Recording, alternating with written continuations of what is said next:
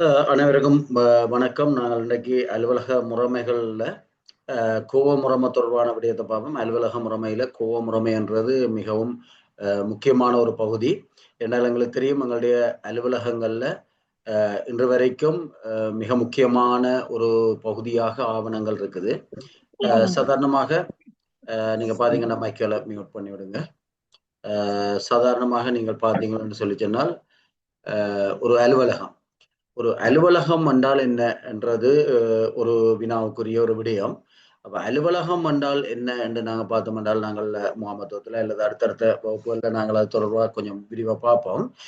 அப்ப அலுவலகம் என்று நாங்கள் சொல்றது முழுக்க முழுக்க ஆவணங்களோட சம்பந்தப்பட்டது. அப்ப ஒரு நிறுவனத்தினுடைய நோக்கத்தை அடையிறதுக்கு தேவையான ஆவணங்களோட கடமையாற்றுற ஒரு இடம் தான் அலுவலகம்.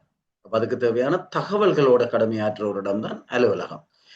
எனவே அது லாப நோக்குள்ள நிறுவனமோ அல்லது சேவையை நோக்குடைய எங்களுடைய அரசு நிறுவனங்கள் போன்ற நிறுவனமோ இந்த வகையான நிறுவனங்களா இருந்தாலும் அதனுடைய தகவல்களை வச்சு பேணி பாதுகாக்கிற, தேவையான போது வழங்குற, அதை அது தொடர்பான கருமங்களை ஆற்ற ஒரு இடத்தை தான் அலுவலகம்னு சொல்லுவோம். அப்ப எங்களுடைய தகவல்களை பொறுத்த வரைக்கும் எங்களுடைய அலுவலகங்கள் இன்றைக்கும் தகவல்கள்ன்றது ஏராளமாக காகிதங்கள்ல தான் இருக்குது. எனவே அந்த காகிதங்களை சரியான முறையில ஒழுங்குபடுத்தி வச்சிருக்கிறதுக்காக நாங்க பயன்படுத்துறது தான் கோவை. அப்ப அலுவலக முறைமை தொடர்பான நாங்கள் பல்வேறு விடயம், அலுவலக முறைமை என்றால் என்ன, அதனுடைய முக்கியத்துவம் என்ன, அதனுடைய நன்மை, அது தொடர்பான கோட்பாடு, அலுவலக முறைமையை எப்படி நாங்கள் அமைச்சுக் கொள்ளலாம், அலுவலக முறைமை ஒன்றை இருக்கிற அலுவலக முறைமையை எவ்வாறு இலகுபடுத்திக் கொள்ளலாம் போன்ற பல வினாக்கள் அதுல வருது. அப்ப நாங்க நேரடியா அலுவலக முறைமை தொடர்பாக பார்க்கறதுக்கு முன்னதாக இலகுவாக நாங்கள் ஆரம்பிப்போம் என்றதால ஒரு பரிச்சயமான ஒரு விடயம் கோவ முறைமைன்றதை நாங்கள் இன்னைக்கு பார்ப்போம். அப்ப இந்த கோவ முறைமையை பொறுத்த வரைக்கும் எங்களுக்கு பல விடயங்கள் எங்களுடைய நடைமுறையில நாங்கள் சாதாரணமாக அரசு அலுவலகங்கள்ல மிக நீண்ட காலம் கடமையாற்றிய ஒரு அனுபவம் வாய்ந்த அலுவலர்களாக இருக்கிறோம். எனவே அந்த அனுபவங்களின் ஊடாக நாங்கள் நிறைய காலம் கோவையில கையாண்டிருக்கிறோம். எனவே கோவை தொடர்பாக நாங்கள் சாதாரணமாக ஒவ்வொரு வகுப்புலையும் வர்ற பிரச்சனை அதுதான். நாங்கள் சாதாரணமாக அலுவலகங்கள்ல கையாளுற நடைமுறை சார்ந்த விடயங்களுக்கும் உண்மையான ஒரு முறைமைக்கும் இடையில பல வேறுபாடுகள் இருக்கும். அதாலதான் இந்த முறைமை தொடர்பான பரீட்சையில வர்ற வினாக்களை சில நேரம் நாங்கள் அணுகிக் கொள்றதுல சரியா அணுகிறது போல எங்களுக்கு இருக்கும். ஆனால் புள்ளிகளை பெற்றுக்கொள்ள முடியாத நிலைமை இருக்கும். அப்ப நாங்கள் பல விடயங்கள் இது தொடர்பான அடிப்படை கோட்பாடுகள் உட்பட பல விடயங்களை நாங்கள் பார்ப்போம். இப்ப கோவையில பொறுத்த வரைக்கும் எங்களுடைய கோவைகள் சார்ந்த பல்வேறு செயற்பாடுகளுக்குள்ள அலுவலக முறைமையின் பெரும்பாலான விடயங்கள் அடங்கிவிடும். அப்ப நாங்கள் கோவ தொடர்பான விடயத்தை பார்த்துட்டு அலுவலக முறைமை என்றால் என்ன, அதன் முக்கியத்துவம் என்றால் என்ன என்று பார்க்கல எங்களுக்கு பாடமாக்குறதை விட இலகுவாக விளங்கிக் கொள்ளக்கூடியதா இருக்கும். எனவே அதுக்கேற்ற வகையில தான் இந்த வகுப்புகளை ஒழுங்குபடுத்தி இருக்குது. சாதாரணமா பார்த்தோம்னா எங்களுடைய கோவை ஒரு கடிதம் எங்களுக்கு கிடைக்கிறதுல இருந்து இப்ப இப்ப பரவலா நாங்க பார்த்தோம்னு சொல்லி சொன்னால் தனிப்பட்ட வாழ்க்கையில கடிதம்ன்றது இல்லாம போயிட்டு. ஏன்னா தனிப்பட்ட வாழ்க்கையில நாங்கள் கடிதம் எழுதுறதுன்றது இல்லை. ஆனால் அலுவலக ரீதியாக உத்தியோகபூர்வமாக கடிதம் என்றது மிக மிக முக்கியமான ஒரு தொடர்பாடல் ஊடகமாக இருக்குது. அப்ப தொடர்பாடல் என்றால் என்ன, தொடர்பாடல் இந்த வகையில நாங்கள் சிறந்த தொடர்பாடலை மேற்கொள்ளலாம் போன்ற பல விடயங்கள் உங்களுக்கு தெரிஞ்சிருக்க வேணும்.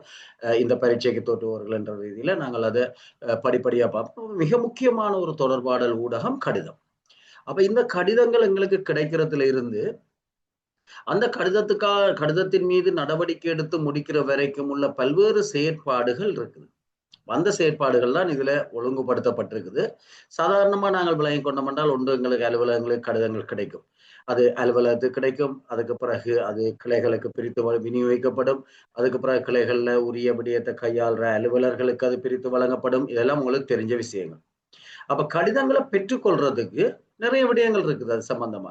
சரிதானே, நாங்கள் எல்லாத்தையுமே இன்றைக்கு இல்லை, ஆனால் சில நேரம் நாங்கள் பல்வேறு வினாக்களோட நாங்கள் கலந்துரையாடக்கூடியதா இருக்கும். கடிதங்களை பெற்றுக்கொள்றதுக்குன்னு சொல்லி முறைமை இருக்குது. சாதாரணமா ஒரு முறைமை என்று நாங்க பார்த்தோம் என்றால் இப்படித்தான் இந்த விடயம் செய்யப்பட வேணும் என்ற ஒரு ஒரு ஒன்றுதான் அது முறைமையாக இருக்கும். எனவே நாங்கள் அதை அலுவலக முறைமையில இன்னும் தெளிவா பார்ப்போம். அப்ப கடிதங்களை நாங்கள் பெற்றுக்கொள்றதுக்கு என்னென்ன விடயங்கள் கைக்கொள்ள வேணும் என்ற பல விடயங்கள் இருக்கலாம். கடிதங்கள் எங்களுக்கு கிடைக்க பெற்றால் அதுக்கு பிறகு நாங்கள் என்ன செய்யறது? எப்பயுமே ஒரு அலுவலருக்கு கடிதம் கிடைக்க பெற்றால் அவர் முதலாவது செய்ய வேண்டியது என்ன? ஒரு விடிய அலுவலருக்கு கடிதம் கிடைக்க பிறகுல அவர் முதலாவது செய்ய வேண்டியது என்ன என்று ஒரு வினா வரைக்குள்ள நாங்கள் என்னதை பார்க்கிறோம்னு சொல்லி சொன்னால் சில நேரங்கள்ல எங்களுடைய பதில்கள் எப்படி அமையும் என்றால் திகதி முத்திரை பொறிக்க வேணும். என்றுதான் கூடுதலான ஆட்கள் சொல்றது. பல வகுப்புகள்ல நான் பார்த்திருக்கிறேன். அப்படித்தான் நாங்கள் பரீட்சையும் அணுகுவோம். ஆனால் திகதி முத்திரை பொறித்தல் என்றது ஒரு அலுவலருடைய, அதாவது விடய அலுவலருடைய பணி அல்ல. அது கடிதங்களை கையாள்றதுக்கு அதிகாரம் பெற்ற, கடிதங்களை பெற்றுக்கொள்றதுக்கு அதிகாரம் அளிக்கப்பட்ட ஒரு பதவியில் உத்தியோகத்தருடைய பணி. எனவே ஒரு அலுவலருக்கு கடிதம் கிடைக்கல முதல் அவர் என்ன செய்ய வேணும்னு சொல்லி சொன்னால், தனக்கு கிடைக்கிற கடிதங்களை தனக்குரியது தானான்னு பார்த்துக்கொள்ள வேணும். தனக்குரியது அல்லாத கடிதங்களை உடனடியாக மேற்பார்வை அலுவலர்கிட்ட திருப்பி கொடுத்துட வேணும். ஏனென்று சொல்லி சொன்னால், அந்த கடிதம் உரிய காலத்துல நடவடிக்கை எடுப்பதற்காக அதுக்குரிய விடிய அலுவலருக்கு உடனடியாக போய் சேர வரும். சில நேரம் அவர் அந்த கடிதத்தை எதிர்பார்த்து கொண்டிருக்கலாம். ஆனால் சம்பந்தம் இல்லாதவர்கள் அந்த கடிதத்தை பொறுப்பேற்று வைக்கல, அதுல தாமதங்களும் தவறுகளும் ஏற்படுறதுக்கான வாய்ப்பு வரும். எனவே முதலாவது ஒரு கடிதம் ஒன்று கிடைக்கப்பெறல பார்க்க வேண்டியது தனக்குரியது தானான்றது. அடுத்த இரண்டாவது செய்ய வேண்டியது அதை தான் பேணுகின்ற உள்வரும் கடித பதிவேட்டுல பதிஞ்சு கொள்றது. இதெல்லாம் நடைமுறையில பல்வேறு தளர்வுகள் இருக்குது, பல்வேறு மாற்றங்கள் இருக்குது. ஏனென்றால் ஒவ்வொரு அலுவலர்களும் உள்வரும் கடித பதிவேட்டை வச்சிருக்க வேணும் என்றது எங்களுக்கு சில நேரம் அது நேற்று கூட பார்க்க முடியாத ஒன்றா இருக்கும். ஏனென்றால் நாங்கள் அப்படி போன்றது இல்லை. ஆனால் உண்மையிலேயே ஒவ்வொரு அலுவலர்களும் தங்களுக்கு கிடைக்கிற கடிதங்கள் தொடர்பான ஒரு பதிவேட்டை பேண வேணும். அப்ப உள்வரும் கடித பதிவேட்டுல பதிவு செய்து கொள்றதுக்கு பிறகு அந்த கடிதங்கள் எல்லாத்தையுமே அவர்கிட்ட இருக்கீங்களா. எப்பயுமே ஒரு வினைத்திறன் மிக்க அலுவலர் ஒரு நேரத்துல ஒரு கடிதத்தின் மீது தான், ஒரு விடயத்தின் மீது தான் நடவடிக்கை எடுக்க முடியும். எல்லாத்தையும் கிடைக்கிற 10 கடிதத்தையும் வச்சுக்கொண்டு நாங்கள் நடவடிக்கை எடுக்க முடியாது. எனவே எங்கள்கிட்ட இருக்கிற கடிதங்கள் சில நேரங்கள்ல நேற்று வரைக்கும் எங்களுக்கு கிடைச்ச கடிதங்கள் இருக்கலாம், அதுலேயும் நடவடிக்கை எடுக்கப்படாம மீதி இருக்கலாம், இன்றைக்கு கிடைக்கிற கடிதங்கள் இருக்கலாம். எனவே அது நாங்கள் அதன் மீது நடவடிக்கை எடுக்கல முன்னுரிமைப்படுத்த முன்னுரிமைப்படுத்தி அந்த முன்னுரிமை அடிப்படையில தான் நடவடிக்கைகள் மேற்கொள்ளப்பட வேணும். அப்ப அந்த ஒரு முறை எவ்வாறு முன்னுரிமைப்படுத்துறது சரிதானே. இதெல்லாம் இதுல இருக்கிற பல விடயங்கள் கடந்த காலத்துல உங்களுடைய பரீட்சைக்கான வினாக்களா இருக்குது, நாங்கள் பார்த்துக்கொண்டு போவோம். அப்ப முன்னுரிமைப்படுத்தி ஏதேனும் ஒரு விடயத்தை அவர் நடவடிக்கை எடுக்கிறதுக்காக அதுதான் மிக முக்கியமானதா அல்லது ஏதோ ஒரு வகையில முன்னுக்கு செய்ய வேண்டியது என்று அவர் ஒரு முடிவெடுத்தார் என்று சொல்லி சொன்னால், அந்த கடிதத்தின் மீது நடவடிக்கை எடுக்கிறதுக்குரிய ஏற்பாடுகளை செய்ய வேணும். அப்ப கடிதத்தின் மீது நடவடிக்கை எடுக்கிறதுனால் கடிதத்தை நாங்கள் ஒரு கோவையில், அதுக்கு பொருத்தமான ஒரு கோவை இருக்க வேணும். அந்த கோவையில நாங்கள் அந்த கடிதத்தை கட்ட வேணும். அப்ப கட்டைகள்ல ஏற்கனவே அது நடைமுறையில இருக்கிற ஒரு விடயம் சார்ந்த கடிதமாக இருந்தால் அதற்கான கோவை எங்கள்கிட்ட ஏற்கனவே இருக்கும். எனவே அந்த கோவையை நாங்கள் தேடி கண்டறிஞ்சு அந்த கோவையில கடிதத்தை கட்ட வேணும். அப்ப கோவைகளை எப்படி நாங்கள் விரைவாக இனங்காணலாம், கோவைகளை எப்படி ஒழுங்குபடுத்தி வைக்கப்பட வேணும், அதுக்குரிய முறைமைகள் என்ன என்ற பல விடயங்கள் நாங்கள் பார்க்க வேண்டியிருக்கும். அப்ப ஏதோ ஒரு வகையில நாங்கள் மிக இலகுவாக கோவையை இனங்காணக்கூடிய வகையில ஒரு ஒழுங்குபடுத்தி அலுவலகத்துல வச்சிருப்போம். அதை எப்படி ஒழுங்குபடுத்தலாம், என்னென்ன வகையில ஒழுங்குபடுத்துற முறைகள் இருக்குது என்ற விடயங்களை நாங்கள் பார்ப்போம். அப்ப கோவையை நாங்கள் கண்டறிந்து அந்த கோவையில கடிதத்தை கட்ட வரும். சில நேரங்கள்ல அது ஒரு புதிய விடயமாக இருந்தால் அல்லது ஏற்கனவே இருக்கிற கோவை பொருத்தம் இல்லாம அது புதிய கோவையில கட்டப்பட வேண்டிய விடயமாக இருந்தால் கோவையை ஆரம்பிக்க வேண்டும். அப்ப கோவை ஒன்றை ஆரம்பிக்கும் பொழுது நாங்கள் பல்வேறு விடயங்கள் சார்ந்து கவனம் செலுத்தணும். அப்போ ஒரு கோவையை ஒரு விடய அலுவலர் ஆரம்பிக்கல என்னென்ன விஷயங்களை கருத்துல கொள்ள வேணும் என்றது அடுத்த ஒரு விடயமா இருக்கும். அப்ப கோவையை ஆரம்பிச்ச பிறகு அல்லது ஏற்கனவே இருக்கிற கோவையை இனங்கண்டு கண்டறிஞ்சு அதை பெற்றுக்கொண்ட பிறகு அந்த கடிதங்களை கோவையில கட்டவும். இதுவரைக்குமே கடிதத்தின் மீது நடவடிக்கை எடுக்க தொடங்கல, இவ்வளவு முடிஞ்ச பிறகுதான் நடவடிக்கை. அப்ப கடிதங்களை கோவையில கட்டின பிறகுதான் அதன் மீது நடவடிக்கை எடுக்கிறது. அப்ப கட்டைகளை என்ன செய்ய வேணும், எப்படி கட்ட வேணும், அதுல எவ்வாறான விடயங்கள் குறிக்கப்பட வேணும் என்ற விடயங்கள் எங்களுக்கு தெரிஞ்சிருக்க வேணும். அதுக்கு பிறகு கோவையில கடிதத்தை கட்டின பிறகு அந்த கோவையின் மீது நாங்க அந்த கடிதத்தின் மீது அந்த விடயத்தின் மீது நாங்கள் நடவடிக்கை எடுக்கிறதுக்கு ஏற்பாடு செய்வோம். அப்ப நடவடிக்கை எடுக்கல அது சம்பந்தமான விடயங்கள் எல்லாத்தையும் திரட்டின பிறகு கோவையில குறிப்பு எழுத வேண்டி இருக்கு. அப்ப கோவையில குறிப்பு எழுதுறன்றது ஒரு அலுவலருடைய மிக முக்கியமான ஒரு பொறுப்பு வாய்ந்த பணி. அலுவலகத்துல தீர்மானங்கள் எடுக்கப்படுறதுக்கும் சரியான முறையில இலகுவாக அலுவலக தீர்மானங்கள் எடுக்கப்பட்டு கடிதங்களின் மீது விடயங்களின் மீது நடவடிக்கை எடுக்கப்படுறதுக்கு இந்த குறிப்பு எழுதுதல் என்றது மிக மிக முக்கியமானது. சாதாரணமாக நாங்கள் பார்த்தோம்னு சொல்லி சொன்னால் எழுதுனர் என்ற பதவி பெயர்ல இருந்த ஒரு பதவி முகாமைத்துவ உதவியாளர் என்ற நிலைக்கு ஒரு சிறந்த பதவி பெயரை கொண்டு வரதுக்கு அடிப்படை காரணமாக இருந்தது இந்த குறிப்பு. அதுக்கு பிறகு இப்ப முகாமத்துவ சேவை உத்தியோகத்தர் என்ற அளவுக்கு ஒரு உயர்ந்த நிலையில பதவி பெயரை பெற்றிருக்கு. பதவி பெயர்ன்றது ஒரு சாதாரணமானது இல்லை. முகாமைத்துவத்துல அலுவலக முகாமை என்றது உங்களுக்கு இருக்கிறபடியால் முகாமைத்துவத்துல ஒரு பதவி பெயர்ன்றது மிக மிக முக்கியமானது. அலுவலருடைய திருப்திக்கும் அது இன்றியமையாத வகைவாகத்தை செலுத்தும். அப்ப சாதாரணமாக ஒரு எழுதுனர் என்று சொல்றதை விட இப்ப நீங்கள் என்ன கடமையில என்ன பொறுப்புல இருக்கிறீங்களா, என்ன பதவியில என்றால் முகாமைத்துவ சேவை உத்தியோகத்தர் என்று சொல்லிக்கல அதுல ஒரு பெருமிதம் இருக்கு. எனவே ஒரு பதவி பெயரை உருவாக்குறது என்றது சாதாரணமான ஒரு முகாமை என்ற சொல்ல ஒரு பதவி பெயர்ல கொண்டு வரதுக்கு அதுக்கு பிறகு உத்தியோகத்தர் என்ற சொல்ல சேர்க்கிறதுக்கு எல்லாம் அடிப்படை காரணமாக ஒரு நியாயப்பாடாக இருந்தது இந்த குறிப்பு எழுதுற முறை. என்னன்னு சொல்லி சொன்னால் அலுவலகத்துல உங்களுக்கு தெரியும் பதவி நில உத்தியோகத்தர்களுக்கும் ஏனைய உத்தியோகத்தர்களுக்கும் இருக்கிற பிரதானமான வேறுபாடு தீர்மானம் எடுக்கிறது. அப்ப பதவி நில உத்தியோகத்தர்கள் என்றது ஒரு தீர்மானத்தை எடுக்கக்கூடிய அதிகாரத்தை அல்லது பொறுப்பை கொண்டவர்களாக இருப்பார்கள். அப்ப அந்த தீர்மானத்தை எடுக்கிற ஒரு செயல்முறைதான் உண்மையிலேயே தீர்மானத்தை எடுக்கிற செயல்முறைதான் முகாமைத்துவம் சார்ந்த செயற்பாட்டுல ஒரு மிக முக்கியமானதாக ஒன்றா இருக்கும். முகாமைத்துவத்துல தீர்மானம் எடுத்தல் அது தொடர்பான படிமுறைகள் அதுல கருத்துல கொள்ள வேண்டிய பல விடயங்களை நாங்கள் கலந்துரையாடலாம். எனவே அந்த தீர்மானம் எடுக்கக்கூடிய ஒரு முகாமைத்துவ செயற்பாட்டுல விடயங்களை கையாளுற அலுவலர்கள் பங்கு பெற்றக்கூடிய வாய்ப்பு ஏற்படுறது இந்த குறிப்பு எழுதுவதன் ஊடாக. எனவேதான் அந்த முகாமைத்துவம் என்ற சொற்பதத்தை அந்த பதவியில உள்வாங்கக்கூடியதா இருந்தது. எனவே குறிப்பு எழுதுதல் தொடர்பாக பல்வேறு வினாக்கள் உருவாக்கப்பட்டிருக்குது. இரண்டால் குறிப்பு எழுதியங்களை நாங்கள் கவனம் செலுத்த வேண்டிய விடயங்கள், குறிப்பு வார எழுத வேணும் போன்ற பல விடயங்கள் எங்களுக்கு தெரிஞ்சிருக்க வேணும். நாங்களும் காலங்காலமா குறிப்பு எழுதுறோம் தான், ஆனால் பரீட்சை நோக்கத்துக்காக அதனுடைய கோட்பாடுகள் எங்களுக்கு தெரிஞ்சிருக்க வேணும். அதே மாதிரி குறிப்பு எழுதின பிறகு அதோடு சேர்த்து பதில் கடித வரைவும். எப்பயும் ஒரு கடிதத்துக்கு பதில் அனுப்ப வேண்டியிருந்தால் இந்த கிடைக்கப்பட்ட கடிதத்துக்கு ஏதோ ஒரு வகையில பதில் அனுப்ப வேணும். பதில் அனுப்ப வேணும் என்றால் அதற்கு முன்னர் தீர்மானம் எடுக்கப்பட வேணும். அந்த தீர்மானத்துக்கான விடிய அலுவலருடைய ஒரு ஆலோசனை அல்லது அவரால் எடுக்கப்படுற நடவடிக்கை தான் இந்த குறிப்பு எழுதுறது. அப்ப குறிப்பு எழுதுறதோட குறிப்பு எழுதினால் அந்த குறிப்பின் மீது பதவியில உத்தியோகத்தர் ஒரு கட்டளை இடுவார், அந்த குறிப்பை ஏற்றுக்கொள்ளுவார் போன்ற பல விடயங்கள் இருக்குது. அவ்வாறு ஏற்றுக்கொள்ளப்பட்டால் பதில் அனுப்ப வேண்டி இருக்கும். எடுக்கப்பட்ட தீர்மானத்தை உரியவருக்கு அறிவிக்க வேண்டியிருக்கும். அப்ப அதற்காக பதில் கடிதம் அனுப்ப வேண்டியிருக்கும். அப்ப பதில் கடித வரைவையும் அதோடையே சேர்த்து போட்டோம் என்றால் ஒரேடியாகவே 2-3 தரங்கள் கோவை நடமாட்டத்தை நாங்க தவிர்த்து கொள்ள முடியும். அடுத்தது கோவையின் முக்கியத்துவத்துக்கு அமைய அடையாளம் வருவது சிறிதான எங்களுக்கு தெரியும். சாதாரண முறையில நாங்கள் பதவியில் உத்தியோகத்தர் கடிதத்தை போட்டால் சில நேரம் தாமதங்கள் ஏற்படலாம். அப்ப முக்கியமாக முதல் கவனம் செலுத்த வேண்டிய விடயங்களை நாங்கள் முன்னுரிமைப்படுத்துவோம். அது நாங்கள் எந்த கடிதத்தின் மீது நடவடிக்கை எடுக்க வேணும் என்று முன்னுரிமைப்படுத்துறோமோ அதே மாதிரிதான் கோவைகளை சமர்ப்பிக்கல எந்த கோவையை முதல்ல பதவியில் உத்தியோகத்தர் பார்த்து வேகமா தர வேண்டியதா இருக்கும் என்றதை தீர்மானிக்கக்கூடிய வகையில் அடையாளப்படுத்துறது. அடையாளப்படுத்தின பிறகு அதை பதவியில் உத்தியோகத்தருக்கு சமர்ப்பிக்கிறது. பதவியில் உத்தியோகத்தருடைய கட்டளை கிடைக்க பெற்ற பிறகு அதன்படி நாங்கள் நடவடிக்கை எடுக்கிறது.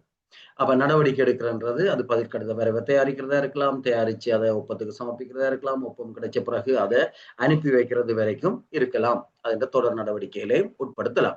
அப்ப இவ்வாறான ஒரு படிமுறைகளை தான் கொண்டிருக்கும் ஒரு கடிதங்கள் மீது நடவடிக்கை எடுக்கிறன்றது. அப்ப இதுல ஒவ்வொரு விடயங்களையும் நாங்கள் தெளிவாக புரிஞ்சு கொள்ள வேண்டியிருக்கும். ஒவ்வொரு விடயங்களையும் நாங்கள் தனித்தனியாக பார்க்க வேண்டியிருக்கும். அப்ப அதை விளங்கி கொண்டு நாங்கள் எங்களுடைய நடைமுறையில் இருக்கிற வேறுபாடுகளை உண்மையிலேயே இது சரியானது என்றதை விளங்கி கொண்டோம் என்றால் இது ஒரு அனுபவ ரீதியாக வேற ஒரு விடயம். அலுவலக முறைமை என்றது ஒன்றை தெளிவாக விளங்கி கொள்ளுங்க. தாபன விதிக்கோவை போல, நிதி பிரமாணங்கள் போல அது அரசாங்கத்தால வெளியிடப்பட்ட ஒரு வெளியீடு இல்லை.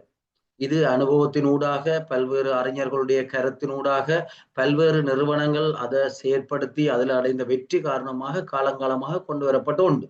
இதுவரைக்கும் அலுவலக முறைமைகள் அலுவலக நடைமுறை என்று சொல்லி எந்த ஒரு இப்படித்தான் அரசு அலுவலகங்கள்ல நடைமுறைகள் இருக்க வேண்டும் என்ற அரசாங்கத்தினுடைய எந்த வெளியீடுகளும் இல்லை. அது அந்தந்த அலுவலகங்கள் இந்த கோட்பாடுகள் இதுல நாங்க பார்க்கிற விடயங்கள் பொதுவாக ஏற்றுக்கொள்ளப்பட்ட அதே நேரம் அலுவலக வேலைகளை இலகுவாக மேற்கொள்ளக்கூடிய சிரமமற்ற ஒரு முறைகளை அவர்கள் வகுத்துக் கொள்ள வேண்டி இருக்கும். அது நிறுவனத்தில் நிறுவனம் வேறுபடலாம், வேலைக்கு வேலை வேறுபடலாம், அதன் தன்மைகள் மாறுபடலாம்.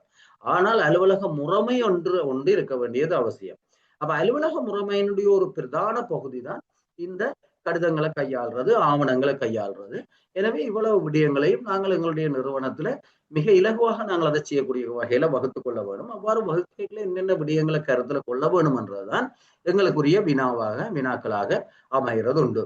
சரிதான? அப்ப அலுவலக முறைமையில ஒரு பிரதானமான பகுதியாக இது இருக்கும். இப்ப நான் பார்ப்போம். சாதாரணமாக எங்களுக்கு தெரியும் கடிதங்களை பெற்றுக்கொள்றது தொடர்பான ஏற்பாடுகள். அப்ப அதுலேயும் நாங்கள் சில விடயங்களை கலந்துரையாட வேண்டியிருக்கும். சில நேரங்கள்ல எங்களுக்கு தெரியும் கடிதங்கள் பல்வேறு வழிமுறைகள்ல எங்களுக்கு கிடைக்கும். அப்ப பல்வேறு வழிமுறைகள்ல கிடைக்கிறதுன்னு சொல்லி சொன்னால் கடிதம் ஒன்று அலுவலகத்துக்கு கிடைக்கிற வழிமுறைகள் என்றால் நாங்கள் சாதாரணமாகவே எழுதலாம். அப்ப அதெல்லாம் இதுல குறிப்பாக தர வேண்டிய அவசியம் இல்லை. உங்களுக்கு தெரிந்த ஒரு விடயம். அது சாதாரண தபால்ல கிடைக்கலாம், பதிவு தபால்ல கிடைக்கலாம், தொலைநகல் மூலம் கிடைக்கலாம், மின்னஞ்சல் மூலம் கிடைக்கலாம். சரிதானே? இப்ப பல்வேறு விதத்துல அப்ப கடிதம் ஒன்று கிடைக்கிறதுக்கான பல்வேறு வகைகள் இருக்குது. இப்ப அண்மையில வந்த சுற்றுலாத்தின்படி நேரடியாக கிடைக்கலாம். நேரடியாக கடிதம் ஒன்று கிடைச்சால் என்ன செய்ய வேணும், அதன் மீது எவ்வாறு நடவடிக்கை எடுக்க வேண்டும் என்றது இப்ப அண்மையில வந்த ஒரு பொது நிர்வாக அமைச்சனுடைய. அப்ப கடிதங்கள் பல்வேறு வகையில கிடைக்கலாம். அப்போ ஒரு கடிதங்கள் கிடைக்கப்படுற வழிமுறைகள், கடிதங்களை நாங்கள் அனுப்பக்கூடிய வழிமுறைகள், அந்த வழிமுறைகள்ல இருக்கிற நன்மைகள், அந்த வழிமுறைகள் தொடர்பான விடயங்கள் நாங்கள் பகுத்து பார்க்க வேண்டிய உண்டு. ஆனால் அது சாதாரணமாக எங்களுக்கு தெரிஞ்சது. இப்ப சில நேரங்கள்ல நாங்கள் சில நேரம் தொடர்பாடல் என்ற விடயத்துல கொஞ்சம் கூடுதலாக அதில் பார்க்கலாம். ஆனால் நீங்கள் பொதுவாக நினைவூட்டிக் கொள்ளுங்க. இப்ப எங்களுக்கு தெரியும் பல வினாக்கள் அது கடிதங்களை நாங்கள் அனுப்புறது அல்லது கடிதங்களை பெற்றுக்கொள்ற முறைகள் தொடர்பாக வந்திருக்குது. அதே போல கடிதங்கள் தொடர்பாக நாங்கள் அலுவலகத்துல பேண வேண்டிய பதிவேடுகள். அப்ப நாங்கள் எல்லா கடிதத்தையும் ஒரே பதிவேட்டுல பதிவு செய்யறதில்லை. எவ்வாறெனினும் கிடைக்கிற கடிதங்கள் அனைத்தும் பதிவு செய்யப்பட வேண்டும் என்றது ஒரு முறைமை. ஏன்னா பதிவு செய்யப்படுறதுக்குரிய பிரதானமான காரணம் அது தவற விடப்படாம கிடைத்தமையை உறுதிப்படுத்தக்கூடிய ஒரு தன்மையை ஏற்படுத்துறது. எனவே அது கிடைத்தமையை உறுதிப்படுத்துறது, கிடைத்த கடிதங்கள் அனைத்தையும் பதிவு செய்து அது சரியான முறையில உரியவர்களுக்கு பயனளிக்கப்பட்டது. அப்ப உரியவர்கள் அதை பெற்றுக்கொண்டதற்கான ஆதாரங்கள், அதன் மீதும் அந்த கடிதங்கள் தொலைந்தாலோ அல்லது ஏதேனும் நடந்தாலோ அது தொடர்பாக பொறுப்பை சுமத்தக்கூடிய தன்மை போன்றவைதான் இந்த பதிவுகளுக்கான மிக முக்கியமான காரணமாக இருக்குது. அதை விட மிக முக்கியமான இன்னொரு காரணம் இருக்குது. கிடைக்கப்பட்ட கடிதங்களின் மீது எடுக்கப்பட்ட நடவடிக்கைகள் தொடர்பாக அறிந்து கொள்றதுக்கு அல்லது பரிசீலித்து பார்க்கறதுக்கான வாய்ப்பை ஏற்படுத்தும். இன்றைக்கு பல நிறுவனங்களை பொறுத்த வரைக்கும் நவீன தொழில்நுட்ப முறைமைகளை பயன்படுத்தி பல்வேறு புரோகிராம்கள் அல்லது பல்வேறு மின்னியல் மூலமாக கடிதங்களை பதிவு செய்யறதுக்கான நடைமுறைகள் செய்யப்படுது. எங்களுக்கு பதிவேட்டுல பதிவு செய்யறது என்றது தான் பதிவுன்றது இல்லை. ஏதோ ஒரு வகையில கிடைக்கிற கடிதங்களுக்கான பதிவுகளை நாங்கள் வச்சிருக்க வேண்டும். அவ்வாறு பதிவுகளை வச்சிருக்கைகளையும் கிடைக்கிற எல்லா கடிதங்களையும் ஒன்றா பதிஞ்சோம் என்றால் அது பொருத்தமுடையதாக இருக்காது. எனவே கடிதங்களை பதிவு செய்யறதுக்கான பல்வேறு பதிவேடுகளை நாங்கள் அலுவலகத்துல பயன்படுத்துவோம். அப்ப அந்த பதிவேடுகள் தொடர்பான விளக்கங்கள் எங்களுக்கு இருக்க வேண்டும். சாதாரணமாக நாங்கள் பார்த்தோம் என்றால் சாதாரண தபால்களை நாங்கள் பதிவு செய்வோம். அதை விட மேலதிகமாக நிச்சயமாக பதிவு தபால் மூலம் கிடைக்கப்படுற கடிதங்களை நாங்கள் வேறாக பதிவு செய்ய வேண்டி இருக்கும். ஏனென்று சொல்லி சொன்னால் பதிவு தபால்ல நாங்கள் இப்ப ஒரு கடிதத்தை சாதாரண தபால்ல அனுப்புறதா அல்லது பதிவு தபால்ல அனுப்புறதான்றதை எப்படி தீர்மானிச்சு கொள்றது? அது நாங்கள் 28வது அத்தியாயத்துல சொல்லப்பட்டதன்படியும் பார்த்திருக்கிறோம். அல்லது எங்களுக்கு பொதுவாக எங்களுடைய அனுபவத்தினூடாக தெரியும் மிக முக்கியமான ஆவணங்களாக இருந்தால் அது பதிவு தபால்ல அனுப்பப்பட வேண்டும். எனவே எங்களுக்கு பதிவு தபால் மூலம் கிடைக்கப்படுற கடிதங்கள் மிக முக்கியத்துவம் வாய்ந்ததாக, பெருமதி வாய்ந்ததாக இருக்கிறதுக்கு வாய்ப்பு இருக்கு. எனவே அவ்வாறான கடிதங்களை தனியாக பதிவு செய்கிற நடைமுறை இருக்கு. அதே போல காசோலைகள், காசு கட்டளைகள் போன்றவை கிடைக்கப்பெறுமாக இருந்தால் அதை தனியாக பதிவு செய்யற. ஏனென்றால் அதை நாங்கள் தேர்வு செய்த முறைமையோ அல்லது அந்த விடயங்களை நாங்கள் அதுல கட்டுப்படுத்துறதுக்கு இலகுவாக இருக்கும். எனவே காசோலைகள், காசு கட்டளைகள் என்றது தனியாக பதிவு செய்யப்படுற ஒரு விடயமாக இருக்க வேண்டும். அதே போல கணக்காய்வு ஐய வினாக்கள். கணக்காய்வு ஐய வினாக்கள் என்றது மிக மிக முக்கியமான ஒன்று. ஏனென்றால் உரிய காலத்துல கணக்காய்வு ஐய வினாக்களுக்கு பதிலளிக்க தவறுவமாக இருந்தால் பிறகு பாராளுமன்ற தெரிவுக்குழுவான அரச கணக்குகள் குழு அல்லது கோப்பா என்று சொல்லப்படுகின்ற குழுக்கள்ல போய் பதிலளிக்க வேண்டி இருக்கும். ஏனென்றால் கணக்காய்வு அறிக்கையில அது உட்படுத்தப்பட்டார். எனவே கணக்காய்வு ஐய வினாக்கள் கிடைக்க பிறகுல அது தொடர்பான முழுமையான விளக்கத்தை கொடுக்க வேண்டியது அரச அலுவலர்களுடைய மிக முக்கியமான பொறுப்பாக சொல்லப்பட்டிருக்குது. அப்ப அது அரசியல் அமைப்பிலையும் அந்த விடயம் வலியுறுத்தப்பட்டிருக்குது. எனவே கணக்காய்வாளர் நாயகத்தினுடைய பொறுப்புகள் பணிகள் என்ற ரீதியில அது முக்கியத்துவப்படுத்தப்பட்டிருக்குது. அப்ப அந்த வகையில எந்த ஒரு திணைக்கள தலைவரும் தன்னுடைய புதிய நிலையத்தை பொறுப்பேற்ற பின்னர் முதலாவது பார்க்க வேண்டிய அல்லது முக்கியமாக பார்க்க வேண்டிய ஒரு பதிவேடு கணக்காய்வு ஐயவினா பதிவேடு. அதுக்கு பிரதானமான 2 காரணங்கள் இருக்குது. சரி, இப்ப இதுல நான் சொல்றது எல்லாமே இதுல இல்ல. நான் அன்றைக்கே உங்களுக்கு சொல்லிட்டேன், ஆரம்ப அறிமுக வகுப்புலேயே நீங்கள் ஒரு குறிக்கக்கூடிய வகையில வகுப்புல கலந்து கொள்றது போல இருந்து கொள்ளுங்க. சில விடயங்களை குறிச்சு கொள்ளுங்க. இது அலுவலக முறைமை. அலுவலக முறைமை என்றது நீங்க பார்த்துக்கொள்ளுங்க, உங்களுக்கு இருக்கிற 5 பாடங்கள் இருந்தாலும் கூட அலுவலக முறைமை, இப்ப இதுல நாங்கள் கதைக்கிற விஷயம் அலுவலக முறைமைக்குள்ள வரலாம், அலுவலக முகாமத்துவத்துக்குள்ள வரலாம், சில நேரம் பொது வினாத்தாளுக்குள்ள வரலாம். 3மே ஒன்று கொண்டு எது எதுக்குள்ள வருதுன்றத தெளிவாக வேறு பிரிச்சு அறிகிறது சரியான கஷ்டம். ஆனபடியால் பல விடயங்களை நாங்கள் ஒன்றை கதை கேட்கல, பல விடயங்களை கதைப்போம். அதுல மேலதிகமாக இந்த ஸ்லைட்ல இருக்கிற விடயத்தை குறிக்க வேண்டிய அவசியம் இல்லை. சரிதானே? ஏனென்றால் இந்த ஸ்லைட் உங்கள்கிட்ட இருக்குது. அதுக்கு மேலதிகமாக நாங்கள் கதைக்கிற விடயங்களை தயவு செய்து குறிச்சு கொள்ளுங்க. அதுதான் மிகவும் பயனுள்ளதா இருக்கும். ஏனென்றால் எங்களுக்கு 2 வகையிலையும் சொல்லலாம். ஒன்று போதுமான காலம் இருக்கு என்றதையும் பாசிட்டிவா யோசிச்சு கொள்ளலாம். ஆனால் 3 மாதத்துக்கு உட்பட்ட காலம்தான் இருக்குது. அந்த காலத்துக்குள்ள நீங்கள் எவ்வளவு பரீட்சைகளையும் தயாராக வேண்டியிருக்கும் என்றதும் மிக மிக முக்கியமானது. அப்ப கணக்காய்வு ஐயவினாவை பதிவிட்ட ஒரு திணைக்கள தலைவர் முதலாக ஒரு நிறுவனத்தை பொறுப்பெடுக்கல முக்கியமாக பார்க்க வேணும் என்றதுக்கு 2 பிரதானமான காரணங்கள் இருக்குது. ஒன்று, கணக்காய்வு ஐயவினாக்களை படிப்பதன் மூலம் அல்லது பார்வையிடுவதன் மூலம் அந்த நிறுவனத்தில் இருக்கிற பலவீனங்களை அல்லது பிரச்சனைகளை அறிஞ்சு கொள்றதுக்கான ஒரு வாய்ப்பு வரும். 2வது, கணக்காய்வு ஐயவினாக்களுக்கு உரிய காலத்துல பதில் அனுப்பப்படுறத உறுதிப்படுத்துறதுக்கான ஒரு சந்தர்ப்பம் இருக்கும். ஏன்னா கணக்காய்வு ஐயவினாக்கு பதிலளிக்கலைன்னு சொல்லி சொன்னால் எங்களுக்கு தெரியும், பாராளுமன்ற தெரிவு குழுவின் முன்னிலையில அந்த திணைக்கள தலைவர் சமூகம் அளிக்க வேண்டியிருக்கும் கணக்கெட்டு உத்தியோகத்தர் என்ற ரீதியில. அப்ப நாங்கள் பொறுப்படுத்த பிறகு சொல்லலாத அது முன்னைய திணைக்கள தலைவற்ற காலத்துல நடந்தது, அதுக்கு முதல் ஆளுக்கு நடந்தது, அப்படி என்று இல்லை. ஒரு கடமையை பொறுப்பேற்கல சகல விடயங்களையும் தான் பொறுப்பேற்க வேண்டியிருக்கும்.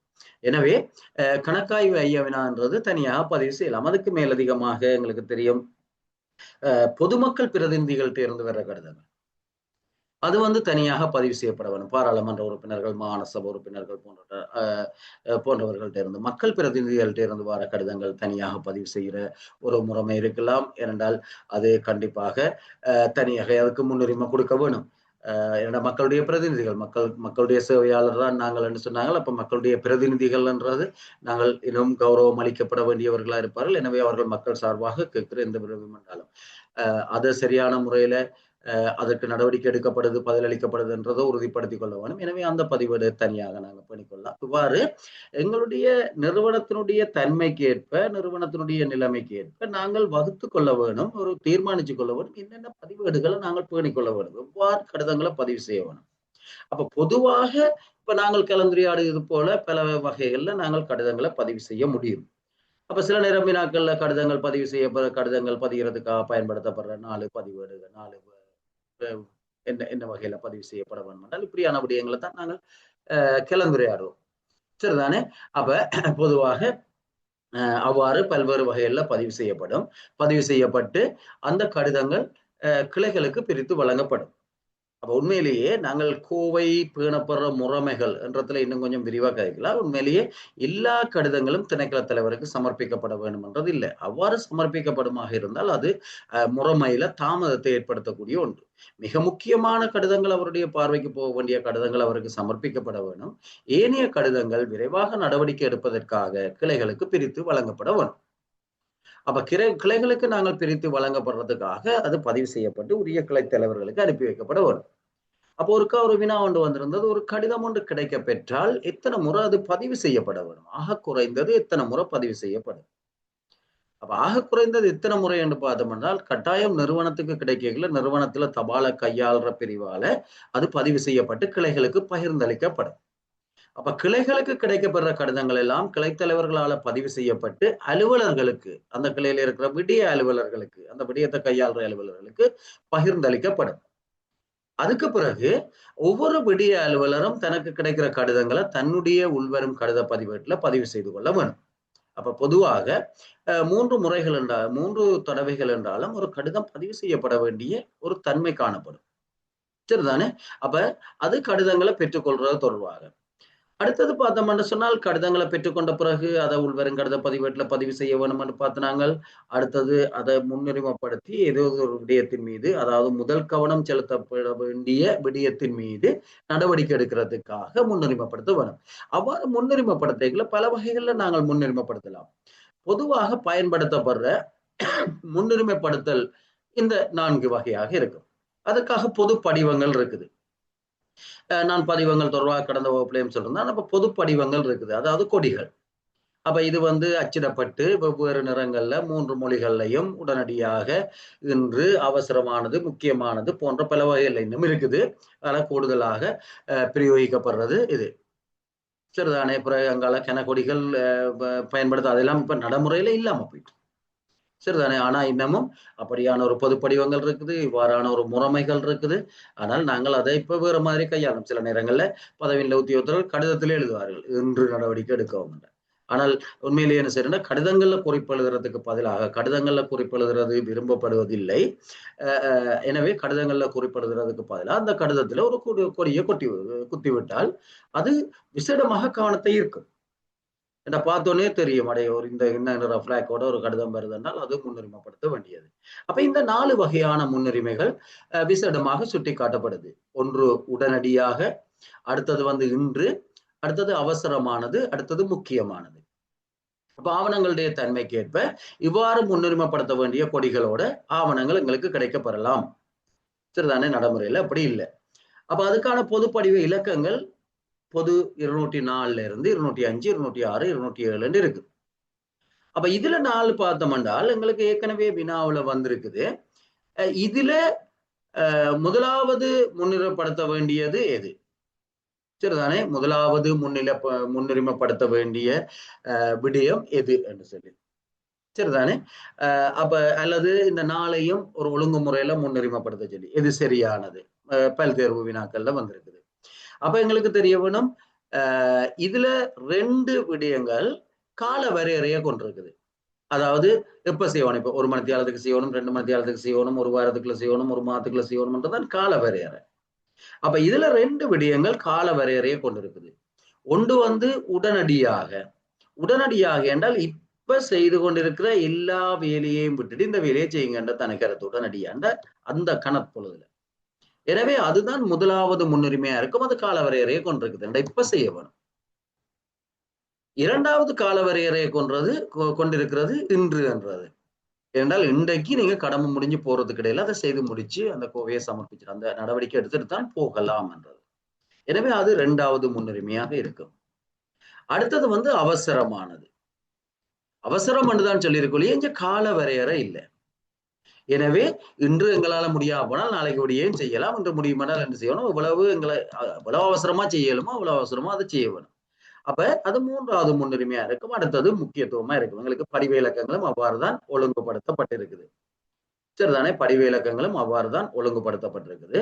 அப்ப உடனடியாக, இன்று, அவசரமானது, முக்கியமானது என்ற 4 வகைகள்ல நாங்கள் முன்னுரிமைப்படுத்தலாம். அந்த முன்னுரிமையை ஒழுங்கும் இதுதான். அப்ப அதை ஞாபகத்துல வச்சிருங்க. இந்த கொடிகளுடைய நிறம் என்று கேட்டிருப்பீங்க. கொடிகளை கண்ணால நீங்க கண்டிருக்க மாட்டீங்க. ஆனால் என்னட்ட 4 கொடிகள் இருந்தது.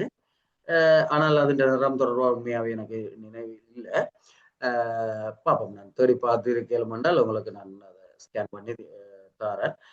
நான் வச்சிருந்தேன் 4 கொடிகளும் அதுக்கான காலத்துக்கு முதல் தேடி பார்ப்போம். ஆனால் எங்களுக்கு இந்த இலக்கங்களை சில நேரம் அல்லது இந்த முன்னுரிமை ஒழுங்க ஞாபகத்துல வச்சிருங்க. அப்ப உடனடியாகன்றது இப்ப இருக்கிற எல்லா வேலையையும் விட்டுட்டு நாங்கள் செய்ய வேண்டியது. இன்று என்றால் இன்றைக்கு நாங்கள் கடமை முடிஞ்சு போறதுக்கு இடையில செய்து முடிச்சுட்டு போக வேண்டியது. அடுத்தது அவசரமானது, அடுத்தது முக்கியமானது. அப்ப இந்த கொடிகளை தான் நாங்கள் கோவைகளை திருப்பி கட்டளைக்காக அல்லது பதவியில் உத்தியோகத்தருக்கு சமர்ப்பிக்கைகளையும் திருப்பி பயன்படுத்தும். ஏனால் இன்றைக்கே அனுப்ப வேண்டியது என்று வந்தால் நாங்கள் அந்த கொடியோடு தான் அந்த கோவையும் அனுப்பணும். அப்பதான் அவருக்கு தெரியும் இது இன்றைக்கு அவர் சைன் பண்ணி திருப்பி அனுப்பணும், இன்றைக்கு அனுப்ப வேண்டியவர் உடனடியாக அனுப்பினால் அவரும் அதை விரைவான கவனத்தை செலுத்தணும். அதுக்காகத்தான் அது வெவ்வேறு நிறங்களை கொண்டு வெவ்வேறு அதை தெளிவாக 3 மொழியிலேயும் அச்சிடப்பட்டு அந்த படிவங்கள் தயாரிக்கப்பட்டிருந்தது. அது இப்ப நடைமுறையில இல்லாம போயிட்டுது. நடைமுறையில நாங்கள் பயன்படுத்துறது இல்லை.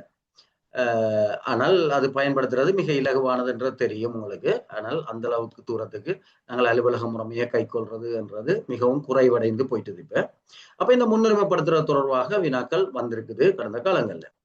அடுத்து நீங்க பாத்தீங்கன்னா கடிதங்களை கோவப்படுத்துறது.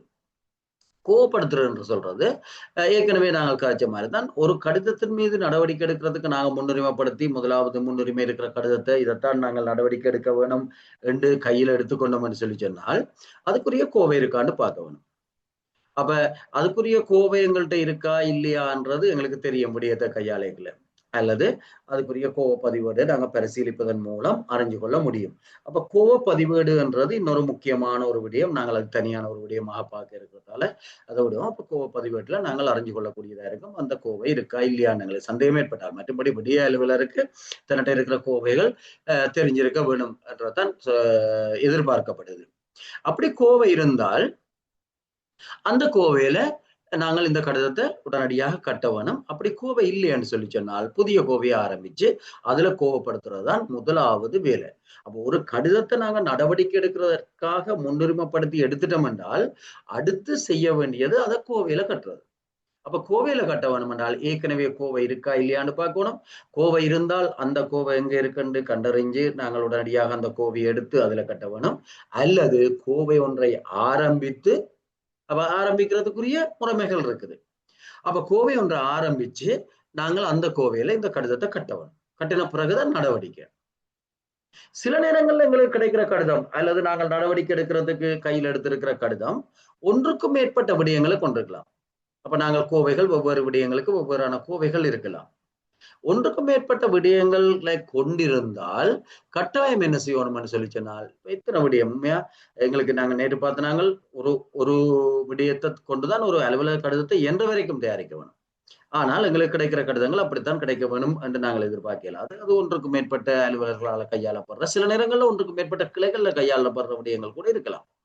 எனவே ஒன்றுக்கும் மேற்பட்ட விடயங்கள் இருந்தால் அது தெளிவாக இனங்காணப்பட்டு அத்தனை பிரதிகள் எடுக்கப்பட்டு அது தனித்தனியாக அடையாளம் ஹைலைட் இடப்பட வேணும். இடப்பட்டு அந்தந்த அலுவலர்களுக்கு அது வழங்கப்பட வேணும். சில நேரம் ஒரே அலுவலரை கையாளுற வேறு வேறு கோவைகள்ல கையாள வேண்டிய விடயமா இருக்கலாம். எனவே ஒவ்வொரு விடயமும் அந்தந்த கோவைகள்லாம் கையாளப்பட வேணும். சரிதானே? அப்ப அதை நாங்கள் அதுக்கேற்ற வகையில பிரதிகள் எடுத்து அந்தந்த விடயங்களை தனித்தனியாக அடையாளமிட்டு அந்தந்த கோவைகள்ல அதை கட்டி அந்தந்த விடயத்தை தனித்தனியாக நடவடிக்கை எடுக்கிறதுக்கு ஏற்பாடு செய்ய வேணும். அப்ப ஒரு கோவை உண்டு ஒரு கடிதம் உண்டு பல விடயங்களை உள்ளடக்கி எங்களுக்கு கிடைக்க பிறகு என்ன செய்ய வேணும்? இரண்டால் நாங்கள் பல விடயத்தை உள்ளடக்கி ஒரு கோவை வச்சிருக்க மாட்டோம். கோவை எப்பயுமே நாங்கள் தனித்தனியா வச்சிருக்கோம். இப்ப நாங்கள் அலுவலகங்கள்ல வச்சிருக்க கோவைகள் அது கோவைகளோட வகைகள் பாகைகளை நாங்கள் பார்ப்போம். நாங்கள் சில நேரங்கள்ல ஒரே கோவையை வச்சிருக்கிறார்களும் இருக்கு. விசேடமாக சில வெளிக்கள உத்தியோகத்தர்கள் பார்த்தீங்கன்னா அவர்களுடைய பணி ஒன்றுதான். அப்ப ஒரு கோவை தான் வச்சிருப்போம். எந்த கடிதம் எப்படி வந்தாலும் சில நேரம் அவன் இன்கிரிமெண்ட் வந்தாலும் அந்த கூட கோப்பியும் அதெல்லாம் கட்டுறது இருக்கு. அது ஒரு தவறான முறைமை. அப்ப நாங்கள் கோவைகள்ன்றது இலகுவாக நடவடிக்கை எடுக்கக்கூடிய வகையில இலகுவாக விடயங்களை இனங்காணக்கூடிய வகையில பாகுபடுத்தப்பட்டு பேணப்பட வேணும். அப்ப அந்த தனித்தனி கோவையில இட்டுத்தான் நாங்கள் நடவடிக்கை எடுக்கணும். அப்ப ஏற்கனவே கோவை இருந்தா பிரச்சனை இல்லை அல்லது கோவை இல்லை என்றால் அந்த விடயத்துக்கு ஏற்கனவே கோவை இல்லாத ஒரு புதிய விடயமாக இருந்தால் அல்லது ஏற்கனவே இருக்கிற கோவையில் அதுக்காக புதிய கோவையை ஆரம்பிச்சுதான் நாங்க கட்ட வேணுமாக இருந்தால் கோவையை திறக்கிறதுக்கு நடவடிக்கை எடுக்க வேணும். எனவே கோவை ஒன்றை ஒரு விடய அலுவலர் திறக்கல என்னென்ன விடயங்கள் கருத்துல கொள்ளப்பட வேணும்ன்றது இருக்கு. சும்மா ஒரு ஃபைல திறக்கிறது இல்லை. அப்ப கோவை ஒன்றை திறக்க வேணும் என்றால் எங்களுக்கு தெரியும் பல்வேறு கோவ அட்டைகள் இருக்குது. தடித்த மட்டைகள் இருக்குது, மெல்லிய மட்டைகள் இருக்குது, 4 துளையில இருக்குது, 2 துளையில இருக்குது, துளை இல்லாம இருக்குது. எங்களுக்கு தெரியும் அதெல்லாம். அப்ப சில அலுவலர்களை பொறுத்த வரைக்கும் அல்லது சில அலுவலகங்களை பொறுத்த வரைக்கும் அவர்கள் ஒன்றில் எல்லாத்துக்குமே சாதாரண மெல்லிய மட்டையை தான் பயன்படுத்துவார்கள் அல்லது எல்லா ஃபைலுமே ஃபோஹோல் ஃபைலா தான் இருக்கும். அப்படி இல்லை. எங்கட தேவைக்கு ஏற்ற வகையில் அப்ப கோவை அட்டையை நாங்கள் தெரிவு செய்ய வேணும். அப்ப கோவை அட்டையை தெரிவு செய்யக்குள்ள பல விடயங்களை கருத்துல கொள்ள வேணும். இப்ப எல்லாத்தையுமே நாங்கள் ஃபோஹோல் ஃபைல்ல கட்ட இல்லாது கட்ட தேவையில்லை. கட்டினால் என்ன நடக்கும் என்றால் சிக்கனம் இல்லை. அரச பணம் வீண்விரயம் ஆகுது. அப்ப சிக்கனம்ன்றது மிக மிக முக்கியமானது. ஒரு வினைத்திறன் வாய்ந்த அலுவலர் சிக்கனமான முறையில் உண்மையா எங்களுக்கு தெரியும் இன்னொரு விஷயம் வினைத்திறன்ன்றது சரிதானே முகாமத்துவத்துல ஒரு மிக முக்கியமான ஒரு சொற்பதம் வினைத்திறன். அப்ப வினைத்திறன் என்றது பல்வேறு விடயங்களுடைய உள்ளடக்கம். இப்ப வினைத்திறன் என்று சொல்லி சொன்னால் ஒரு செயற்பாட்டை வினைத்திறனாக அவர் செய்கிறார். ஒரு ஆள் ஒரு வினைத்திறனான அலுவலர் என்றால் ஒரு வேலையை சரியான முறையில செய்யறது தான் வினைத்திறன் என்று சொல்லுவோம். அப்ப வினைத்திறன் என்று சொல்லப்படுறது சிக்கனமான முறையில உரிய காலத்துல தரமான வகையில ஒரு வேலையை செய்யறது தான் வினைத்திறன். அப்ப 3 விடயங்கள் இருக்கு: சிக்கனம், உரிய காலம், தரம். சரிதானே? அப்ப சிக்கனம் இல்லாம ஒரு வேலையை செய்தா அப்ப நாங்க எல்லாத்துக்குமே ஹோல் மட்டையை பயன்படுத்தினோம்னா நாங்கள் வினைத்திறனற்ற அலுவலர்கள். எங்களுடைய செயற்பாட்டுல வினைத்திறன் இல்லை, தேவையற்ற செலவு ஏற்படுது. அப்ப சிறிய காலத்துக்கு பயன்படுத்துற ஒரு குறுகிய பயன்பாட்டை கொண்ட முக்கியத்துவம் இல்லாத ஆவணங்களை கொண்ட கடிதங்களை நாங்க ஃபோகோல் ஃபைல்ல கட்ட தேவையில்லை. பர்சனல் ஃபைல்ண்டா கட்டாயம் ஃபோகோல் ஃபைல்லாம் கட்டணும். மெல்லிய ஃபைல்ல கட்டினோம் என்றால் அது தவறு. ஏனென்றால் அது பாதுகாப்பு இல்லை கோவைக்கு. அப்ப அதுக்கேற்ற வகையில நாங்கள் கோவை அட்டையை தெரிவு செய்யணும். அடுத்தது கோவையினுடைய வகையை தீர்மானிக்கணும். என்ன வகையான கோவை? அந்த கோவைன்ற வகையை பொறுத்து தான் அந்த கோவை எவ்வளவு காலத்துக்கு இருக்க போகுது, மிக விரைவாக அதை முடிவுறுத்த முடியுமா, அல்லது நீண்ட காலத்துக்கு நாங்கள் வச்சிருக்க வேணுமா, அடுத்த அலுவலர்கிட்டையும் கையளிக்க வேண்டி வருமா, போன்ற விடயங்களை தீர்மானிக்க முடியும். அப்ப எனவே எந்த வகையான அப்ப பல்வேறு வகையான கோவைகள் இருக்குது, அதை நாங்க பார்ப்போம். என்ன வகையான அவங்களுடைய டியூட்ல இருக்கு. அப்ப எந்த வகையான கோவையை ஆரம்பிக்க போறோம்ன்றதை தீர்மானிக்கணும். அதுக்கேற்ற வகையில தான் கோவை அட்டையது. அப்ப நீண்ட காலம் வச்சிருக்கிற கோவைகள் என்றால் நாங்கள் தனித்த மட்டைகளை தெரிவு செய்ய வேண்டி இருக்கும். இலக்கமிடுறது, பெயரிடுறது என்றது அடுத்த முக்கியமான விடயம். ஏனென்றால் கோவையை அடையாளம் காண்றதுக்காக. அடுத்தது கோவை பேன்ற முறையை தீர்மானிக்கிறது. எந்த முறையில நாங்க கோவை பண்ண போறோம், எந்த முறையில பண்ண போறோம்ன்றதை பொறுத்து தான் கோவை அட்டையை நாங்கள் தீர்மானிச்சு எடுத்துக்கொள்ளணும். கோவையை திறக்கலாம். அதுக்கேற்ற வகையில தான் கோவையை நாங்கள் ஆரம்பிக்க முடியும். ஏனென்றால் வெவ்வேறு கோவையை போன்ற முறைகளை வெவ்வேறு விதமாக கடிதங்கள் கிடப்போம். உதாரணத்துக்கு எந்த பக்கம் நூலை கோக்கணும் என்று தீர்மானிக்கிறதுக்கு நாங்கள் கோவப்படுத்துற முறையை முதலே தீர்மானிச்சா அது சாத்தியமாகும். அப்ப எங்களுக்கு தெரியும் கோவைப்படுத்தல் முறை என்றது 2 முறைமைகள் இருக்குது. ஒன்று பிளந்த கோவ முறைமை, அடுத்தது புத்தக கோவ முறைமை. அப்ப எந்த முறைமை, புத்தக கோவ முறைமையில நாங்கள் கோவையை பேண போறோமா, பிளந்த கோவ முறைமையில கோவையை பேண போறோமான்றதை முன்கூட்டியே தீர்மானிச்சு கொள்ள வேணும். அதுக்கேற்ற வகையில தான் கோவையை ஆரம்பிக்க வேணும். அதை நாங்க பார்ப்போம் முடிவா. அடுத்தது கடிதங்களை கட்டுற முறையை தீர்மானிக்கணும். அப்ப எப்படி கடிதத்தை கட்ட போறோம், சரிதானே? எத்தனை துளையில கட்ட போறோம், அப்ப என்ன வகையான கடிதத்தை கட்டுற முறைகள் இருக்குது என்றது எங்களுக்கு பரிச்சயமா இருந்தா தான் இந்த முறையில கட்ட போறோம்ன்றது. அப்ப இவ்வளத்தையும் தீர்மானிச்சு தான் கோவையை ஒன்று ஆரம்பிக்க முடியும். அப்ப கோவையை நாங்கள் சாதாரணமா பாத்தீங்கன்னா ஒரு கோவை ஒன்று ஆரம்பிக்கல. அப்ப இதுக்குள்ள நாங்கள் நிறைய விடயங்களை கதைக்கலாம். இப்ப கடிதங்களை கட்டும் முறை, அந்த விடயங்கள்ல எல்லாம் நிறைய நாங்கள் விஷயங்களை கதைக்கலாம். அப்ப ஒன்றா பார்ப்போம். கோவைன்ற வகைகள். கோவைன்ற வகைகள் என்று சொல்லப்படுறது ஒன்று விடிய கோவை, அல்லது சில நேரம் பொதுக்கோவை, அல்லது பிரதான கோவை. பல அந்த அந்த பொருள்ல பல்வேறு சொற்பதங்கள் பயன்படுத்தப்படலாம். சப்ஜெக்ட் ஃபைல், அதாவது சப்ஜெக்ட்ன்றது ஒரு விடயம், அந்த விடயத்துக்கு இருக்கிற பிரதானமான கோவை, சரிதானே? அப்ப அதுதான் அந்த விடயத்துக்குரிய பிரதானமான கோவை. பிரதான கோவை என்பது ஒன்று தானே இருக்கலாம். அப்ப இப்ப எங்களுக்கு எங்களுடைய சப்ஜெக்ட் வந்து ட்ரைனிங் ப்ரோக்ராம் என்றால் ட்ரைனிங் ப்ரோக்ராமுக்கு ஒரு ஃபைல், ஒரு விடிய கோவை, அது எந்த சப்ஜெக்டா இருந்தாலும் சரிதானே? அப்போ ஒரு விடிய கோவை இருக்க வேணும். அப்ப அதுதான் அந்த விடயத்துக்குரிய பிரதானமான கோவையா இருக்கும், அல்லது அந்த விடயத்துக்குரிய ஒரு பொதுவான கோவையா இருக்கும். நாங்கள் ஜென்ரல் அண்ட் ஓபன் பண்றது இல்லை. ஜென்ரல் அண்ட் ஓபன் பண்றது எங்கேயும் இல்லாத எல்லா கடிதத்தையும் கொண்டே கட்டுறதுக்காக. எங்களோட அலுவலகங்கள்ல பொது அல்லது மிசலேனியஸ் என்று ஃபைல் ஓபன் பண்றது அதான், சரிதானே? எந்த வகையான கடிதத்தையும் கொண்டு அதுல கட்டுறது அப்படி அல்ல. ஒரு விடயத்துக்குரிய மிக பிரதானமான கோவையாக இருக்கும். அதுதான் சப்ஜெக்ட் ஃபைல்னு சொல்றேன். சப்ஜெக்ட் ஃபைல்ன்ற டிரான்ஸ்லேஷன் தான் அதெல்லாம், சரிதானே? அப்ப சப்ஜெக்ட் ஃபைல்ன்ற டிரான்ஸ்லேஷன். அப்ப சப்ஜெக்ட் ஃபைல் என்றது எங்களுக்கு தெரிஞ்சிருக்க வேணும். இந்த சப்ஜெக்ட் ஃபைலை பொறுத்த வரைக்கும் இது ஒரு விடயத்துக்கான பிரதானமான கோவை என்றால் இந்த கோவையில கொண்டு எல்லா கடிதத்தையும் கட்டக்கூடாது. பிரதானமான கோவையில கொண்டு எல்லா கடிதத்தையும் கட்டினோம் என்றால் பிறகு அந்த கடிதத்தை அந்த கோவையை திருப்பி நாங்கள் எங்கேயாவது அகற்ற வேண்டி வரும். கையாள முடியாத அளவுக்கு பெருமன் அடைஞ்சு போயிடும். இதுதான் எங்களுடைய அலுவலகங்கள் நடக்கிற பிரதானமான குறைபாடு. அப்ப நாங்கள் அதுல கட்ட வேண்டிய கடிதம் என்னவா இருக்கும் என்றால் அந்த விடயம் சார்ந்த மிக மிக முக்கியமான நீண்ட காலத்துக்கு தேவையான விடயங்களை மட்டும்தான் அதுல கட்டணும். உதாரணத்துக்கு ட்ரைனிங் ப்ரோக்ராம் என்றால் ட்ரைனிங் ப்ரோக்ராம் சம்பந்தமான தொடர்ச்சியாக நீண்ட காலத்துக்கு தேவையான அடுத்தடுத்த சப்ஜெக்ட் ஆள்கிட்ட பாரம் கொடுக்கலையும் அவர்களுக்கும் தேவையான நீண்ட காலத்துக்கு தேவையான விடயங்களை தான் இதுல கட்ட வேணும். சாதாரணமாக ஒரு ட்ரைனிங் ப்ரோக்ராமுக்கு எடுக்கிற அட்டெண்டன்ஸை கொண்டு அதுல கட்டக்கூடாது. அல்லது ஒரு ட்ரைனிங் ப்ரோக்ராமுக்கு அடிக்கிற கடிதங்கள், வளவாளருக்கு அடிக்கிற கடிதங்கள், அதுகள் எல்லாத்தையும் கொண்டு அதுல கட்டக்கூடாது. கட்டினால் 4 ட்ரைனிங் ப்ரோக்ராமோட அது அந்த கோவை நிறைஞ்சிடும். பிறகு வேறொரு கோவையை ஆரம்பிக்க வேண்டியிருக்கும். எனவே அது பிரதானமான கோவையா கருதுறதுல பிரயோசனம் இல்லை. அப்ப மிக முக்கியமான கடிதங்கள் மட்டும்தான் அது கட்டப்பட வேணும். அப்ப அது இலகுல பருமன் அடையாது. ஏனென்றால் மிக முக்கியமான கோவில கடிதங்களை தான் கொண்டிருக்கும். எனவே மிக பாதுகாப்பாக பேணப்பட வேண்டியது, நீண்ட காலத்துக்கு தேவையானது. அப்ப நாங்கள் அங்க முன்னுக்கு கழிச்சதுல கோவாட்டையை தெரிவு செய்யலாம். அதுக்காக நாங்கள் தடித்தாட்டையை தெரிவு செய்யணும், இறுக்கமாக பாதுகாப்பாக கட்டுற முறைமையை தெரிவு செய்ய வேணும், பல விடயங்களை நாங்கள் கருத்துல கொள்ள வேணும். அதான் நாங்க பார்த்து நாங்கள் கோவை வகையை தீர்மானிக்க வேணும் முதல். அப்ப இது தொடர்ச்சியாக அடுத்தடுத்த அலுவலர்களுக்கு கையளிக்கப்பட வேண்டியது. பெரும்பாலும் இந்த விடிய கோவை என்றது ரெக்கார்ட் ரூமுக்கு அனுப்பப்படக்கூடாது. என்ன ரெக்கார்ட் ரூமுக்கு அனுப்பினால் இங்க வேலை செய்யலாம், அடுத்த முறை விடயம் செய்யறது. அதுல முக்கியமான கடிதம் அதெல்லாம் இருக்கு. எனவே அது எங்களுடைய கோவை அலமாரியில எப்பயும் இருக்க வேணும். அடுத்த விடிய அலுவலர்களுக்கு பாரம் அளிக்க வேணும். அப்படியே அது தொடர்ச்சியாக அடுத்தடுத்த அலுவலர்களால கையாளப்படுறதா இருக்கும். இனிமே எத்தனை வருஷம் சென்றாலும் நீங்கள் புதுசாக ஒரு விடிய கோவையை ஆரம்பித்தால் அந்த கோவை தான் எல்லார்ட்டையும் இருக்கணும். அப்ப அதுதான் விடிய கோவையின் பண்புகள். அப்ப விடிய கோவையை பற்றி வடிவா விளங்கி கொண்டீங்கன்னா தான் அதை பற்றிய வினாக்களை நாங்கள் அணுக முடியும். சரிதான். அப்ப இது வருஷத்துக்கு ஒருக்கா மாத்துறதோ அல்லது விரைவில் பருமன் அடைகிறதோ இல்லை. இது மிகவும் பாதுகாப்பாக மிக நீண்ட காலத்துக்கு பண்ண வேண்டியது, மிக முக்கியமான கடிதங்களை மட்டும்தான் கொண்டிருக்கும். சரிதானே. சில அலுவலகங்களை பாத்தீங்கன்னா, உதாரணம் சில நேரம் சில பிரதேச செயலகங்கள்ல கூட அந்த பிரதேச செயலகத்தை ஸ்தாபிச்சதுக்கான கெசட் இருக்காது. அதுதானே முக்கியமானது. ஆனால் ஏன் இருக்காது என்றால் அவர்கள் என்ன செய்யணும், நிர்வாகம் பொது கொண்டு ஒரு கோவையில சில நேரம் கட்டியிருக்கணும்.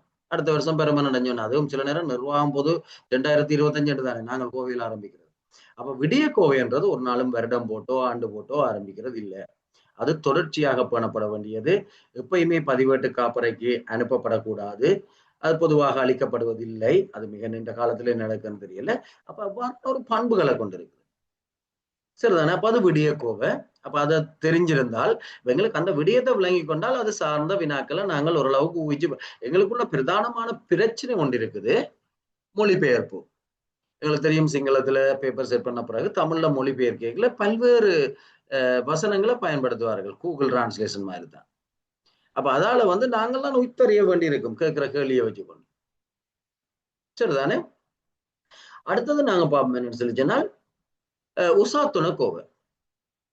உசாத்துண கோவை என்றது நாங்கள் ஒரு விடயத்துக்கு அந்த விடயம் தொடர்பான கடமைகளை ஆற்றுறதுக்கு துணை புரியக்கூடிய கோவைகள். அதுல அந்த தீர்மானத்தை எடுக்கிறதுக்கு அந்த கடமைகளை மேற்கொள்றதுக்கு நாங்கள் என்னென்ன விடயம் தேவையோ அதையெல்லாம் உசாத்துண கோவையெல்லாம் பார்க்கலாம். உசாத்துண நூல்கள் என்று சொன்னா என்ன கருத்துன்னு இருந்தானே, நாங்கள் ஒரு விடயத்தை பற்றி பார்க்கிறோம்னா அப்ப இதை போய் படிச்சு பார்த்தால் அதுல அந்த விடயம் இருக்கும். அதான் உசாத்துணை. அப்போ உசாத்துண கோவை என்றது நாங்கள் இந்த விடயத்தை செய்யறதுக்கு எங்களுக்கு ஒரு சப்ஜெக்ட் ஒன்று தான் இருக்குது. அப்ப அது சம்பந்தமா எங்களுக்கு அந்த விடயத்தை விளங்கி கொள்றதுக்காக என்னென்னத்தை நாங்கள் படிக்க வேணுமோ, என்னென்னத்தை பார்த்து அதை செய்ய வேணுமோ, எங்கெங்க அது சம்பந்தமா சொல்லி இருக்கோ அது இருக்க வேண்டிய கோவை தான் உசாத்துண கோவை. லீவு என்ற ஒரு சப்ஜெக்ட் செய்கிற ஆளா இருந்தால் கட்டாயம் தாவண விதி கோவையில லீவு தொடர்பா ஒரு அத்தியாயம் இருக்கலாம். அப்ப முதல் பார்க்கணும், லீவு தொடர்பா இங்க கதைக்கப்படுது. அப்ப தாவண விதி கோவையில கதைக்கப்படுது. அப்ப எந்த அத்தியாயத்துல அந்த அத்தியாயத்துல இருக்கிற விடயங்கள் இருக்க வேணும். அவர்கிட்ட கையில இருந்தா தானே வேலை செய்யலாம். அதே போல லீவு தொடர்பாக காலத்துக்கு காலம் வர்ற சுற்று நிறுவனங்கள் அவர்கிட்ட இருக்க வேணும்.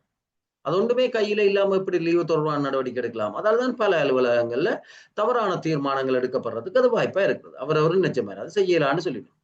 அவர்களுக்கு தெரிஞ்ச அளவுல செய்யலாதப்போ உண்மையா அது செய்யலாமா இல்லையா அப்படி சொல்லி இருக்கான்னு தேடி பார்க்கிற பண்புகள் இல்லை. ஏனென்றால் அதை ஒண்ணுமே அவர்களுடைய கைவசம் இல்லை. அப்ப உசாத்துண கோவை என்றது அதுதான். அப்ப உசாத்துண கோவைகளை நாங்கள் பல்வேறு விதமா பிரிக்கலாம். விதமாக 5 விதமாக பிரிக்கப்படுது. சரிதானே. அப்ப பல்வேறு விதமா நாங்க பிரிக்கலாம். உசாத்துண கோவை என்றதுதான் பிரதானமே தவிர, அப்ப அந்த உசாத்துண கோவையில இருக்கிற விடயங்களை நாங்கள் பல்வேறு விதமாக பிரிச்சு கொள்ள முடியும். சரியா. அப்ப உசாத்துண கோவையில இருக்கிற விடயங்களை நாங்கள் பல்வேறு விதமா எங்களுக்கு தேவையான பொறுத்து பிரிச்சு கொள்ளலாம். அப்ப இதுல ஒரு முக்கியமான 5 வகைகள் இருக்குது. ஆனால் 5 வகைகளும் எல்லா விடயத்துக்கும் வருமண்டில்லை. எப்படியோ சாத்துண கோவை எல்லா சப்ஜெக்ட்டுக்கும் இருக்கு. ஆனால் சில நேரம் ஒன்றோ ரெண்டோ தேவைக்கேற்ற மாதிரி நாங்கள் அதை பேணிக்கொள்ள வேணும். சில நேரம் ஒரே கோவையாவே உசாத்துண கோவையை வச்சிருக்கிறது உண்டு. ஆனா உசாத்துண கோவைன்றது ஒவ்வொரு விடயத்துக்கும் மிக முக்கியமானது. அப்ப நாங்கள் அடுத்த ஆள்கிட்ட பாரம் கொடுக்கல. இப்ப லீவு தொடர்பா நாங்கள் லீவு சப்ஜெக்ட் செய்யறோம்னா நாங்கள் leave no time leave ration தானே பாரம் கொடுக்குறோம். ஆனா லீவு தொடர்பான சர்க்குலர்களையும் பாரம் கொடுத்தா தானே உண்மையா புதுசா பொறுப்பேற்கிறது செய்யலாம். இப்ப அவர் என்ன செய்யணும், தண்ட காலத்துல வர்ற சர்க்குலர்களை அவர் அப்டேட் பண்ணி எடுத்து அதுல வச்சிருக்கவர். அப்ப இங்க நாங்க உசாத்துண கோவைன்ற வகைகள் என்று பார்த்தோம் என்றால் ஒன்று வேலை படிமுறை. வேலை படிமுறை என்றது ஒரு வேலை என்னென்ன படிமுறைகளின் ஊடாக செய்யலாம் என்றது சொல்றதுதான் வேலை. என்னன்னா பல்வேறு படிமுறைகளின் ஊடாகத்தானே ஒரு செயற்பாடு நிறைவேற்றப்படும். அப்ப ஒரு வேலையை செய்ய வேணும்னா உதாரணத்துக்கு நாங்கள் ரயில்வே உரண்டை கொடுக்குறோம் என்றால் ரயில்வே உரண்டை கொடுக்குறேன்னு சொல்லி சொன்னால் முதல் என்ன செய்யணும், அடுத்து என்ன செய்யணும், அடுத்து என்ன செய்யணும், எந்த படிவத்துல விண்ணப்பத்தை எடுக்கணும், அதுல என்ன பரிசீலிக்க வேணும், என்ன பார்க்கணும், யார்கிட்ட அனுமதி எடுக்கணும், சகலதையும் என்னென்ன ஒரு படிமுறை ஊடாக அந்த வேலை செய்யப்பட வேணும் என்றது சொல்றதுதான் வேலை படிமுறை. அது தொடர்ச்சியாக சரியான முறையில் எழுத்து மூலம் இருக்கலாம், அல்லது சில நேரங்கள்ல எங்களுக்கு இந்த பாய்ச்சல் கோட்டு படங்கள் மூலம் காட்சிப்படுத்துறது இருக்கு அலுவலகங்கள். எப்படி என்ன அடுத்த படிமுறைகள். அப்ப யாருமே சந்தேகம் இல்லாமல் எந்த ஒரு படிமுறையையும் தவற விடாமல், எந்த ஒரு படிமுறையையும் தவற விட்டு ஒரு வேலையை செய்தால் அது தவறு தானே வரும், முழுமையாக முடியாது தானே. எனவே சரியான முறையில ஒரு வேலையை எப்படி செய்ய வேணும் என்றது இருக்கும்.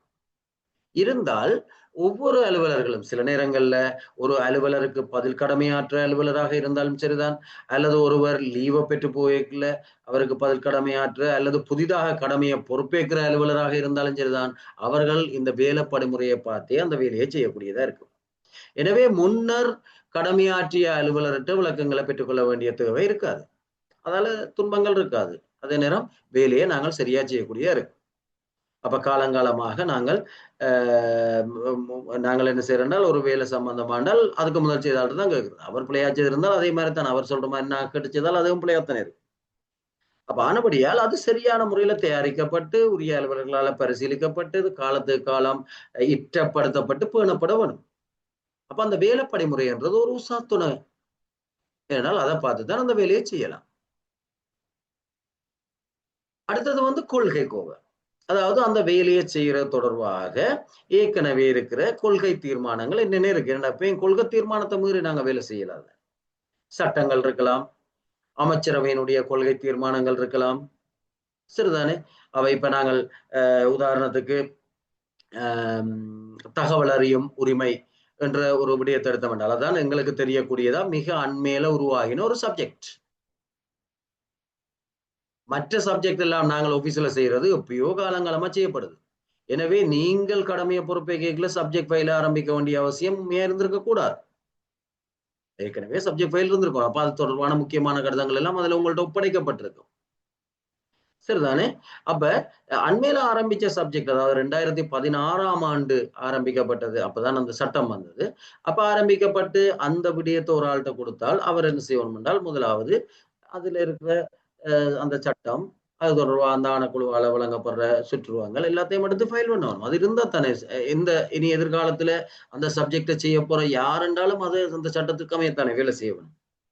அப்ப அதுதான் கொள்கை கோவைன்னு சொல்லுவோம். அப்ப சட்டங்கள், முக்கியமான கொள்கை தீர்மானங்கள் போன்றவற்றை கொண்டா இருக்கலாம். அதே மாதிரி அதுக்கப்புறம் காலத்துக்கு காலம் வர சுற்றுருவங்கள், அடுத்த துணை சட்டங்கள்னு சொல்றோம். சுற்றுருவங்கள் எல்லாம், அறிவுறுத்தல்கள் எல்லாம். அப்ப அதுக்கமையே நாங்கள் வேலை செய்ய வேண்டியிருக்கும். எனவே அதுல கட்ட சில நேரம் எல்லாத்தையும் சேர்த்து உண்டா கட்டணும். அதான் நான் சொன்னேன் 5 தனித்தனிக்கோ 5 வகைகள் இருக்குது.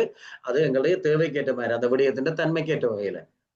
அப்ப சுற்றுருவங்கள் அறிவுறுத்தல்கள் இருந்தா தான் நாங்கள் அதுக்கமைய அந்த வேலையை செய்ய வேண்டியிருக்கும். இப்போ காணி கிளையில ஒரு ஆள் வேலை செய்யறால் காணி ஆணையாளர் நாயத்தால காலத்துக்கு காலம் வெளியிடப்படுற சுற்றுருவங்கள் தெரியல என்றால், அல்லது ஓய்வூதிய கடமை செய்யற ஒரு ஆள் என்றால் ஓய்வூதிய பணிப்பாளர் நாயத்தால காலத்துக்கு காலம் வெளியிடப்படுற சுற்றுருவம் தெரியல என்றால், விதவைகள் அநாதைகள் ஓய்வூதிய சட்டம் தெரியல என்றால், ஓய்வூதியம் தொடர்பான சட்ட ஏற்பாடுகள் தெரியல என்றால் அவர் தன்னை வேலையை செய்யலாம். ஆனா நாங்கள் என்ன செய்யறோம்னா சப்ஜெக்டை பொறுப்பேற்போம், அதுக்கு முதல் செய்தால்கிட்ட கேட்டு பிரகத செய்கிறது. அது உண்மையா தவறான ஒரு முறை. அப்ப இது ஒரு சத்துண கோவை. அடுத்தது முன்மாதிரி கோவை. முன்மாதிரி கோவைன்றது சாதாரணமா நீங்க பாத்தீங்கன்னு சொல்லி சொன்னால், எங்களுக்கு பெரும்பாலும் அலுவலகங்கள்ல இருக்கிற வேலைகள் திரும்ப திரும்ப செய்யப்படுற வேலைகளாகத்தான் இருக்கும். எங்களுக்கு ஒப்படைக்கப்படுற ஒரு விடயத்தை எடுத்தோம் என்றால் அந்த விடயத்துக்குள்ள நாங்கள் செய்கிற பணிகள் கடமைகள் பெரும்பாலும் புதிய விடயங்களாக இருக்கிறது குறைவு. புது ஒரு காணிக்கலை என்றால் காணிக்கலைக்கு வர்ற பிரச்சனைகள் எல்லாம் மாறி மாறி ஒரு ஆளுக்கு ஒரு சப்ஜெக்ட் கொடுத்திருந்தால் ஒரு அனுமதி பத்திரம் தொடர்பான விடயங்கள் என்று கொடுத்திருந்தால் அந்த அனுமதி பத்திரம் தொடர்பான கோரிக்கைகள் எல்லாமே ஒரு ஒரு 5-6 வகைக்குள்ளதான் பெரும் ஒரே மாதிரி தான் திருப்பி திருப்பி வரதே இருக்கும். ஓய்வூதியம் என்ற ஒரு கடமை சேர்ந்தால் ஓய்வூதியத்தை நாங்கள் அனுப்புறோம் 4-5 விதத்துல தான் ஓய்வூதியம் வந்து இருக்கும். ஒன்று மருத்துவ காரணத்துல ஒரு ஆள் ஓய்வுல போகலாம், அல்லது வயது முடிஞ்சு போகலாம், அல்லது கட்டாயமாக வேலை பாரப்படலாம். அப்படி ஒரு 2-3 விடயங்களுக்கெல்லாம் வரும். அப்ப திருப்ப திருப்ப அதே மாதிரி தான் வந்துடும். இன்கிரிமெண்ட் போடுறா ஒரே மாதிரி தான், ப்ரொமோஷன் செய்யறா ஒரே மாதிரி தான். அப்ப திரும்ப திரும்ப ஒரே வேலைகளை செய்யல நாங்கள் என்ன செய்யறோம் நாங்கள் சொன்னால் பரீட்சார்த்தமாக நாங்கள் எங்களை நடைமுறையில பார்த்தோம்னு சொல்லி சொன்னால் அதே போன்ற ஒரு வேலையை இந்த எப்ப செய்த நாங்கள் யோசிச்சு எங்களை ஞாபக சக்தி கேட்ட வகையில அந்த கோவையை தேடி பிடிச்சு அதை கொண்டு வச்சு அதை எப்படி செய்திருக்கிறோம்னு பார்த்து சரி. ஆனால் இந்த அது அது வந்து ஒரு பொருத்தம் இல்லாது என்னென்றால் தேவையற்ற காலதாமதம் மற்றது நாங்க மறந்து போகலாம், அடுத்தது அந்த கோவைக்கும் பாதுகாப்பு இல்லை, தேவையற்ற உடல் உழைப்பு.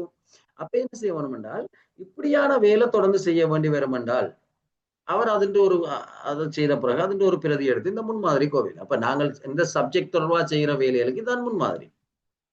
ஒரு படிவம் ஒன்று நடுக பூர்த்தி செய்ய வேணும் என்றால் அந்த படிவம் அப்படித்தான் பூர்த்தி செய்யற ஒரு மாதிரியை போட்டு வச்சால் எந்த ஒரு புதிய அலுவலரும் எந்த ஒரு பதில் கடமையை செய்கிற அலுவலரும் இலகுவா அதை பார்த்து அதை பூர்த்தி செய்யக்கூடியதா இருக்கும். அப்ப அதுதான் முன்மாதிரி கோவை.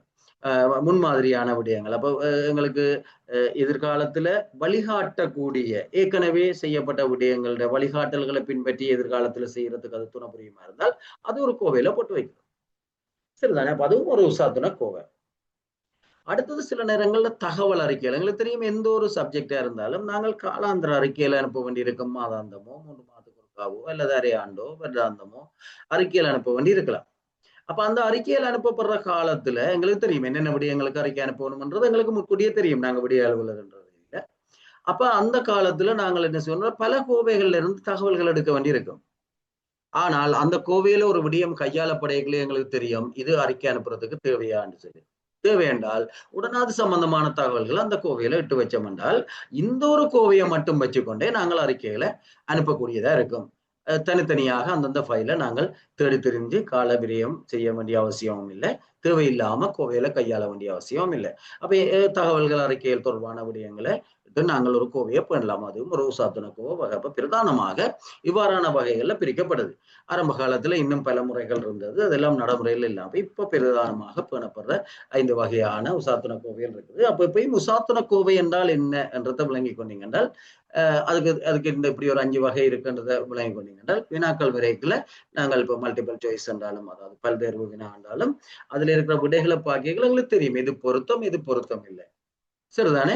அப்ப அவ்வாறு உய்த்தறிவு தானே எங்களுக்கு இப்ப அலுவலக முறைமையை பொறுத்த வரைக்கும் நான் ஏற்கனவே சொல்லிட்டேன் இதுக்கு ஒரு எழுத்துப்பூர்வமான ஒன்று இல்லை, உய்த்தறிவு தான் இது சரியானது என்ற ஒரு சாதாரணமாக ஒருவருக்கு விளங்கக்கூடிய வகையிலான விடயங்கள் தான் அலுவலக முறைமையில இருக்குது.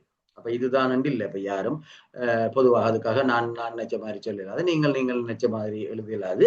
ஆனால் பொதுவான ஒரு வழிகாட்டல் இருக்குது. அப்ப அந்த பொதுவாக எப்படி செய்தால் நல்லம் என்றதை நாங்க புரிஞ்சு கொண்டிருந்தால் அலுவலக முறைமையில இருக்கிற பல கேள்விகளை நாங்கள் அதுக்கேற்ற மாதிரி அணுகி கொண்டு போகலாம். சில சொற்பதங்கள் தெரியாட்டியும் கூட, ஏன்னா சில சொற்பதங்கள் எங்களுக்கு மயக்கமா இருக்கும், ஏனென்றால் மொழிபெயர்ப்பு காரணமாக.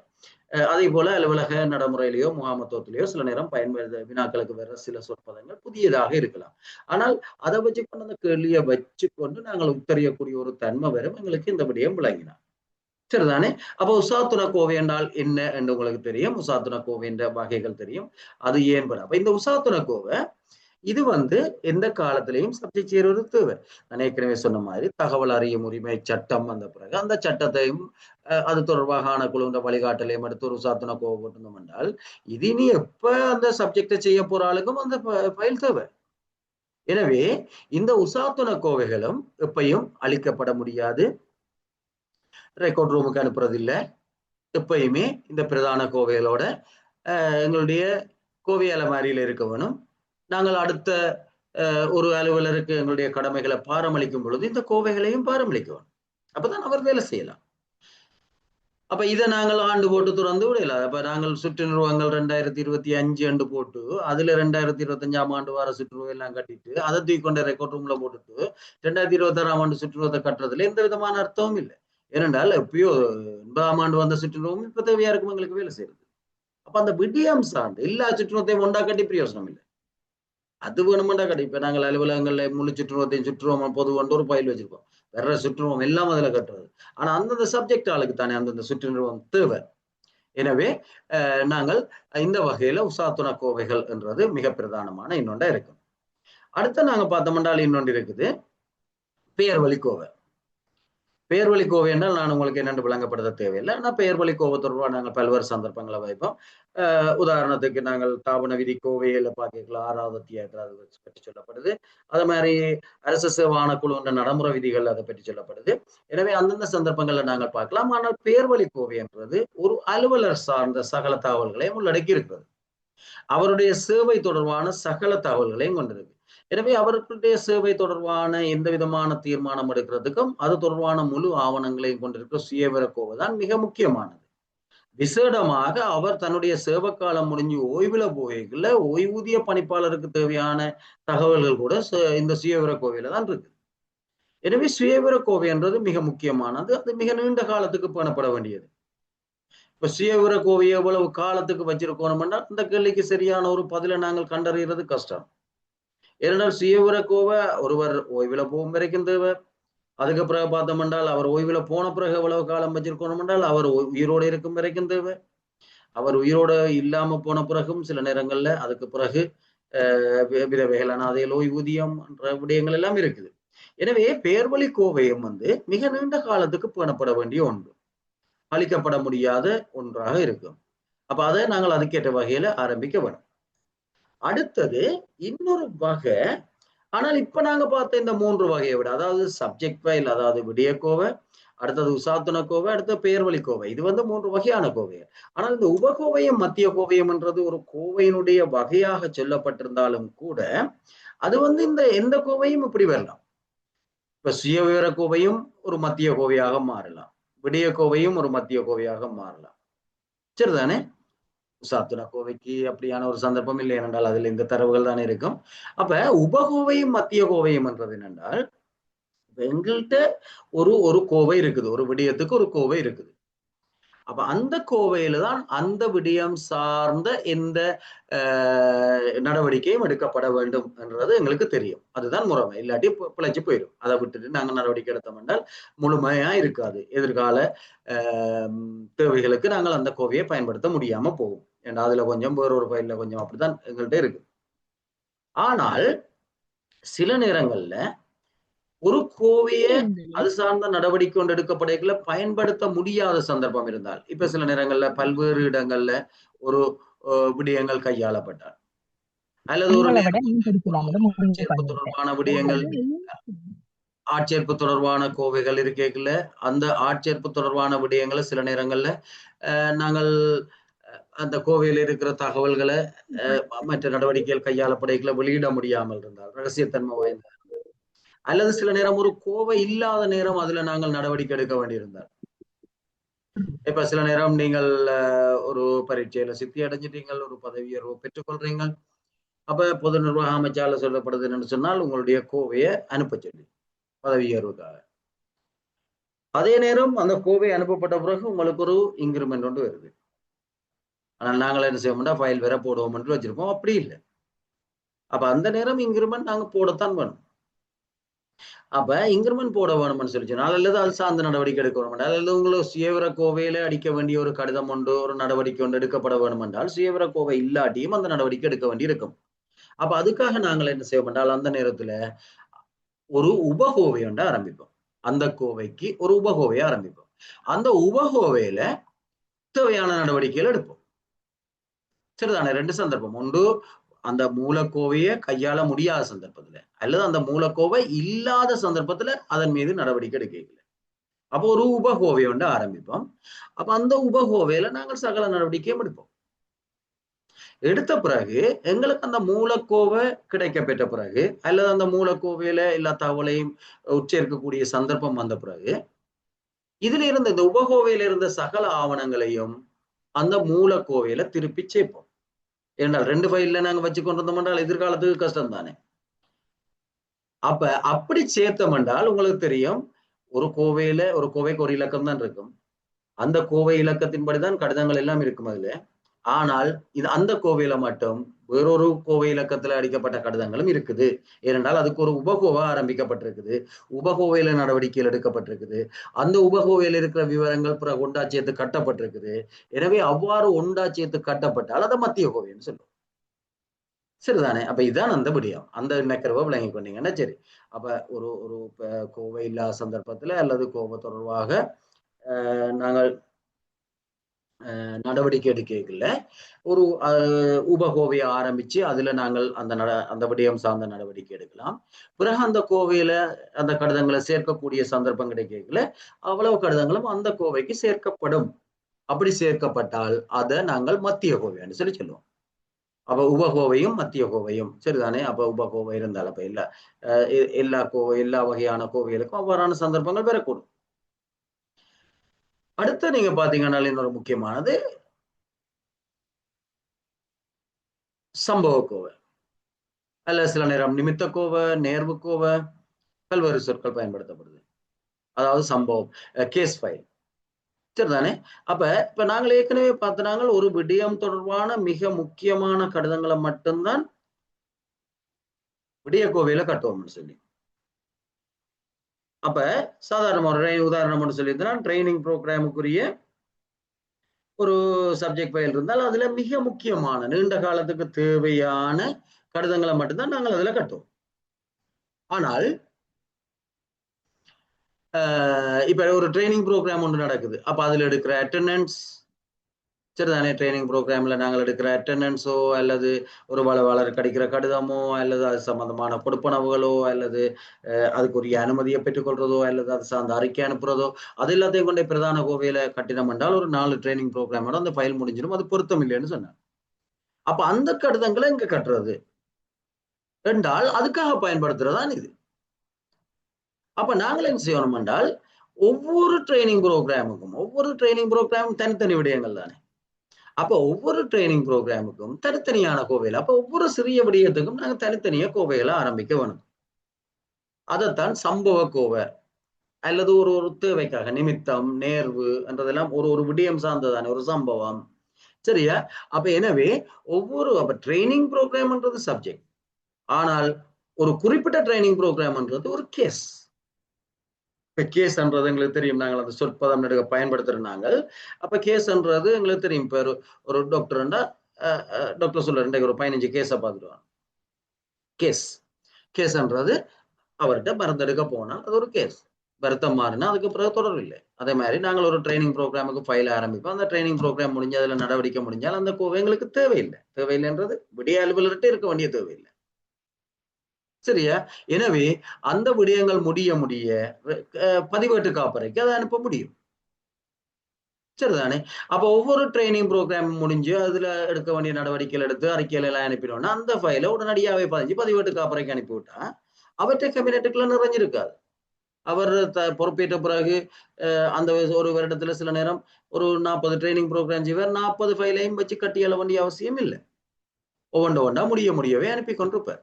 ஆனால் அடுத்த ட்ரைனிங் ப்ரோக்ராமுக்கு ஏதாவது தேவையா இருந்தால் ஒரு எஸ்டிமேட் எப்படி செய்யறது என்றால் அதை பார்த்தான் ஒரு ஃபைலை பார்த்து தான் மற்ற ஃபைல் செய்யணும் என்றால் ஒரு ரிப்போர்ட் அப்படி தயாரிக்கிறார் என்றால் அதுக்கு என்ன செய்வார். அதுல ஒரு பிரதி எடுத்து தான் அந்த முன்மாதிரி கோவை என்று பார்த்தோமே அதுல போட்டு விட்டால் எதிர்காலத்தில் அதை பார்த்து அவர் செய்யலாம். இந்த ஃபைல் அவருக்கு தேவைப்படாது. அப்ப நாங்கள் அதை பதிவேட்டு காப்பறைக்கு அனுப்பலாம். பதிவேட்டு காப்பறை என்றது உண்மையிலேயே சரியான முறையில பதிவேட்டு காப்பறை பண்ணப்பட்டால் பதிவேட்டு காப்பறையில எப்பயும் தேவைப்பட்டா எடுக்கலாம் தானே. அப்ப தொடர்ந்து தேவையில்லாத கோவையில நாங்கள் அலுவலகத்துல வச்சிருக்க தேவையில்லை. நாங்கள் தேவையில்லாத கோவையில் எல்லாத்தையும் அலுவலகத்துல கட்டி வச்சிருக்கிறதாலதான் எங்களுக்கு அலுவலகத்துல இட நெருக்கடி ஏற்படுது. எனவே அது வந்து சீக்கிரம் இல்லை. தேவையில்லாம நாங்க வருஷம் கேபினெட்டை தான் கூட்டிக் கொண்டிருக்கோம். ஆனால் உண்மையா ரெக்கார்ட் ரூம்ல தான் இடத்தை கூட்டிக் கொண்டிருக்கோம் சரிதானே. அப்ப அதைத்தான் நாங்கள் சம்பவ கோவை அல்லது நிமித்த கோவை அல்லது நேர்வு கோவை என்று சொல்லுவோம். ஏனைய கோவையில பாத்தீங்கன்னா பெயர்வழி கோவையோ அல்லது உசாத்துண கோவையோ அல்லது விடிய கோவையோ அது தொடர்ச்சியாக அலுவலகத்தை கேபினெட்ல இருக்கிறது. அடிக்கடி அது ரெக்கார்ட் ரூமுக்கு அனுப்பப்படுற விடயம் அல்ல. ஆனால் சம்பவ கோவை எங்களுக்கு தெரியும், அது தொடர்ச்சியாக அலுவலர்கிட்ட இருக்க தேவையில்லை. தேவைக்கேற்ப அலுவலர்கிட்ட இருக்கும். அதுக்கு பிறகு பதிவேட்டு காப்பறைக்கு போயிடும். அப்ப முன்னுக்கு நாங்க பார்த்தோம் என்ன வகை. அப்ப இப்படியான ஒரு சம்பவ கோவையை ஆரம்பிக்கிறது ஒரு கொஞ்சம் காலம், சில நேரம் அது கொஞ்சம் காலம்ன்றது அது சிலது 2-3 நாள்ல முடிகிற கோவையா இருக்கலாம், சிலது மாத கணக்காகலாம். அது வேற. இப்ப எவ்வளவு காலம்ன்றது அங்க குறிப்பிடப்படல. ஆனாலும் ஒரு விடயம் முடிஞ்சோன்னா அது முடிஞ்சிடும். எனவே சம்பவ கோவம் ஆரம்பிக்கல எங்களை பொறுத்த வரைக்கும் அது சாதாரண கோவம் மட்டும் ஆரம்பிக்கலாம். சிறிய அதுக்கு பெரிய அளவுல செலவழிக்க தேவையில்லை. ஏனென்றால் அது முடிஞ்சோன்னா ரெக்கார்ட் ரூம்ல போய் பாதுகாப்பா இருக்கும்.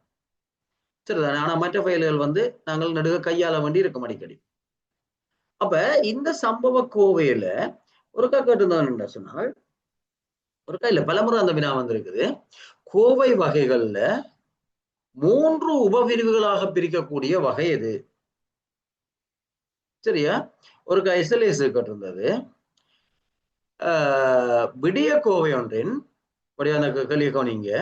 விடிய கோவை ஒன்றின் ஒரு வகை உடனடி விடிய கோப்பாகும். ஏனைய 2 வகைகளையும் தருக. சரியா? ஆனா அங்க பயன்படுத்தப்பட்ட சொல் என்னென்றால் விடிய கோப்பு. விடிய கோப்புன்னா நாங்க என்னன்னு பார்த்தோம், சப்ஜெக்ட் ஃபைல். ஆனால் உண்மையா அங்க விடிய கோப்புன்னு சொல்லப்பட்டிருந்தாலும் அது கேஸ் ஃபைல் டிரான்ஸ்லேஷன் தான். சரியா? அப்ப நாங்க அப்புறம் போய் வாதிட்டு கொண்டு நிக்கலாது. ஏனென்றால் நாங்கள் படிச்சிருந்தால் அந்த கேள்விக்கு விடையளிக்கலாம். ஏனென்றா சப்ஜெக்ட் ஃபைல் 3 பிரியுது, கேஸ் ஃபைல் 3 பிரியுது. எனவே விடிய கோப்பொன்று 3 பிரிவுகளாக பிரிக்கலாம். அதுல ஒன்று உடனடி விடிய கோப்பாகும், மற்ற 2 என்ன. அப்ப எங்களுக்கு தெரியும் சப்ஜெக்ட் ஃபைல் அங்க விடிய கோப்பு இருந்தாலும் கூட சரியா நாங்கள் உய்தறிய முடியும், எங்களுக்கு இந்த விடயம் தெரிஞ்சிருந்த. சரியா? அப்ப அதால இதுதான் 3 பிரியுது என்று தெரிஞ்சிருந்தால் நாங்க மற்ற அதிகம் அவன் அந்த மயக்கத்துக்காகத்தான் அவன் என்ன செய்யறான்டா ஒன்றை தந்துட்டு மற்ற 2 கேட்கிறான். அப்ப இந்த கேஸ் ஃபைல தான் சரி. அப்ப நாங்க மெல்லிய மட்டையை கேஸ் கவர் தானே சொல்றோம். ஏன்னா அது மெல்லிய மட்டை சின்ன சின்ன தேவைகளுக்கு பயன்படுத்துறது இப்படியான சம்பவ கோவிலுக்கு. மற்றது ஃபைல் தானே சொல்றாங்க, ஃபைல் கவர் என்ன சப்ஜெக்ட், அதுல சப்ஜெக்ட் தானே அச்சிடப்பட்டது. அப்ப இதுல நீங்க பாத்தீங்கன்னா இந்த சம்பவ கோவையை தான் நாங்க 3 பிரிக்கலாம். ஒன்று உடனடி சம்பவ கோவை, அடுத்தது நடவடிக்கை எதிர்பார்க்கும் சம்பவ கோவை, அடுத்தது நடவடிக்கை முடிவடைந்த சம்பவ கோவை. அப்ப அதுல நீங்க பாத்தீங்கன்னு சொல்லி சொன்னால் உடனடி சம்பவ கோவை என்றால் என்ன, உடனடி என்றால் என்னன்னு ஏற்கனவே நான் சொல்லிட்டேன். அப்ப உடனடி என்றது இப்ப. அப்ப உடனடி சம்பவ கோவை என்றால் இப்ப நடவடிக்கை எடுக்க வேண்டிய கோவை அல்லது நடவடிக்கை எடுக்கப்பட்டு கொண்டிருக்கிற கோவை. இப்ப நடவடிக்கை எடுக்க வேண்டியது அங்க இருக்க வேணும். இந்த கணப்பொழுதுல நடவடிக்கை எடுக்க வேண்டிய ஒரு கோவை என்றால் அது இங்க இருக்க வேணும். உங்களுக்கு தெரியும், அலுவலர்கிட்ட மேசையில இருக்கணும், அலுவலர்கிட்ட கையில இருக்கணும். இருந்தா தானே இப்ப நடவடிக்கை எடுக்கலாம். வேற எங்கேயும் இருந்தா இப்ப நடவடிக்கை எடுக்கலாது தானே. எனவே உடனடி சம்பவ கோவை என்றது அலுவலருடைய மேசையில அவர் அது நடவடிக்கை எடுத்துக் கொண்டிருக்கிறதா இருக்கும். 2வது நடவடிக்கை எதிர்பார்க்கும் சம்பவ கோவை. அப்ப நாங்க ஒரு கடிதம் ஒன்று அனுப்பிட்டோம், இனி பதில் வந்த பிறகுதான் அதுல வேலை. அப்ப நடவடிக்கை ஆனா இருக்குது, இன்னும் முடியல. அல்லது ட்ரைனிங் ப்ரோக்ராம் ஒன்றுக்கு அரேஞ்ச் பண்ணியிருக்கிறோம், அனுமதி எடுத்துட்டோம். இப்ப வளவாளருக்கு கடிதம் அடிச்சிட்டோம், 3ஆம் தேதி வர சொல்லி அதெல்லாம் கன்ஃபார்ம் பண்ணியாச்சு. பார்ட்டிசிபென்ட்ஸுக்கு அடிச்சிட்டோம், எல்லாரையும் வர சொல்லி ஓகே. எனி ட்ரைனிங் தான் அதுல வேலை. ஆனால் நடவடிக்கை இருக்குது, முடியல. நடவடிக்கை அதுல எதிர்பார்க்கிறோம் நாங்கள் அந்த கோவையில. அப்ப அது இங்க இருக்க வேணும் என்றால் அது அலுவலருடைய அலமாரியில இருக்க வேணும். ஏன்னா எப்பயும் தேவைக்கு டக்குன்னு கையில எடுக்கக்கூடியதா இருக்க வேணும். 3வது பாத்தீங்கன்னா நடவடிக்கை முடிஞ்சுது. இப்ப நான் ஏற்கனவே சொன்ன மாதிரி அந்த ட்ரைனிங் ப்ரோக்ராம் முடிஞ்சுது.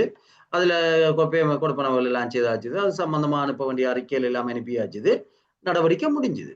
அப்ப நடவடிக்கை முடிஞ்சுதுன்னு சொன்னால் அந்த கோவை எங்க இருக்க வேணும், அலுவலர்கிட்ட இருக்க வேண்டிய தேவையே இல்லை. அப்ப அது எங்க இருக்க வேணும் என்றால் பதிவேட்டு காப்பறைக்கு அனுப்பப்பட வேணும். அப்ப இந்த சம்பவ கோவைகளை ஒவ்வொரு சிறிய விடயத்துக்கும் நாங்க தனித்தனியா ஆரம்பிச்சு முடிய ரெக்கார்ட் ரூமுக்கு அனுப்பி கொண்டிருந்தோம் என்றால் தான் சரியான ஒரு அலுவலக முறை. அப்ப இதை வச்சுக்கொண்டு அடிக்கடி கேள்வி வருது எங்களுக்கு. எங்களோட பிராக்டிஸ்ல வச்சுக்கொண்டு நாங்கள் இது இப்படி அளிக்கலாது தானே. ஏன்னா எங்களுக்கு இப்படி நாங்கள் பிரிச்சு பார்க்கவே மேலாதானே. எங்களுக்கு தெரியும் ஒன்று தெரியும், ஆண்டு முடிஞ்சா ரெக்கார்ட் ரூமுக்கு அனுப்புறேன்னு தெரியும். அது இல்லை, ஆண்டுக்கும் அதுக்கும் சம்பந்தம் இல்லை. ஆண்டு போட்டு சில, அதாவது காலத்தோட சம்பந்தப்பட்ட சில கோவையில தான் ஆண்டு, உதாரணத்துக்கு உறுதிச்சீட்டுகள் அல்லது சில நேரம் அட்வான்ஸ் ப்ரோக்ராம் டயரி அப்படியானதுல தான் நாங்கள் ஆண்டுக்கு ஆண்டு மாத்தலாமே தவிர, விடயம் சார்ந்த இதுல ஆண்டு அந்த விடயம் முடிஞ்ச தானே முடியும். ஒரு ஒரு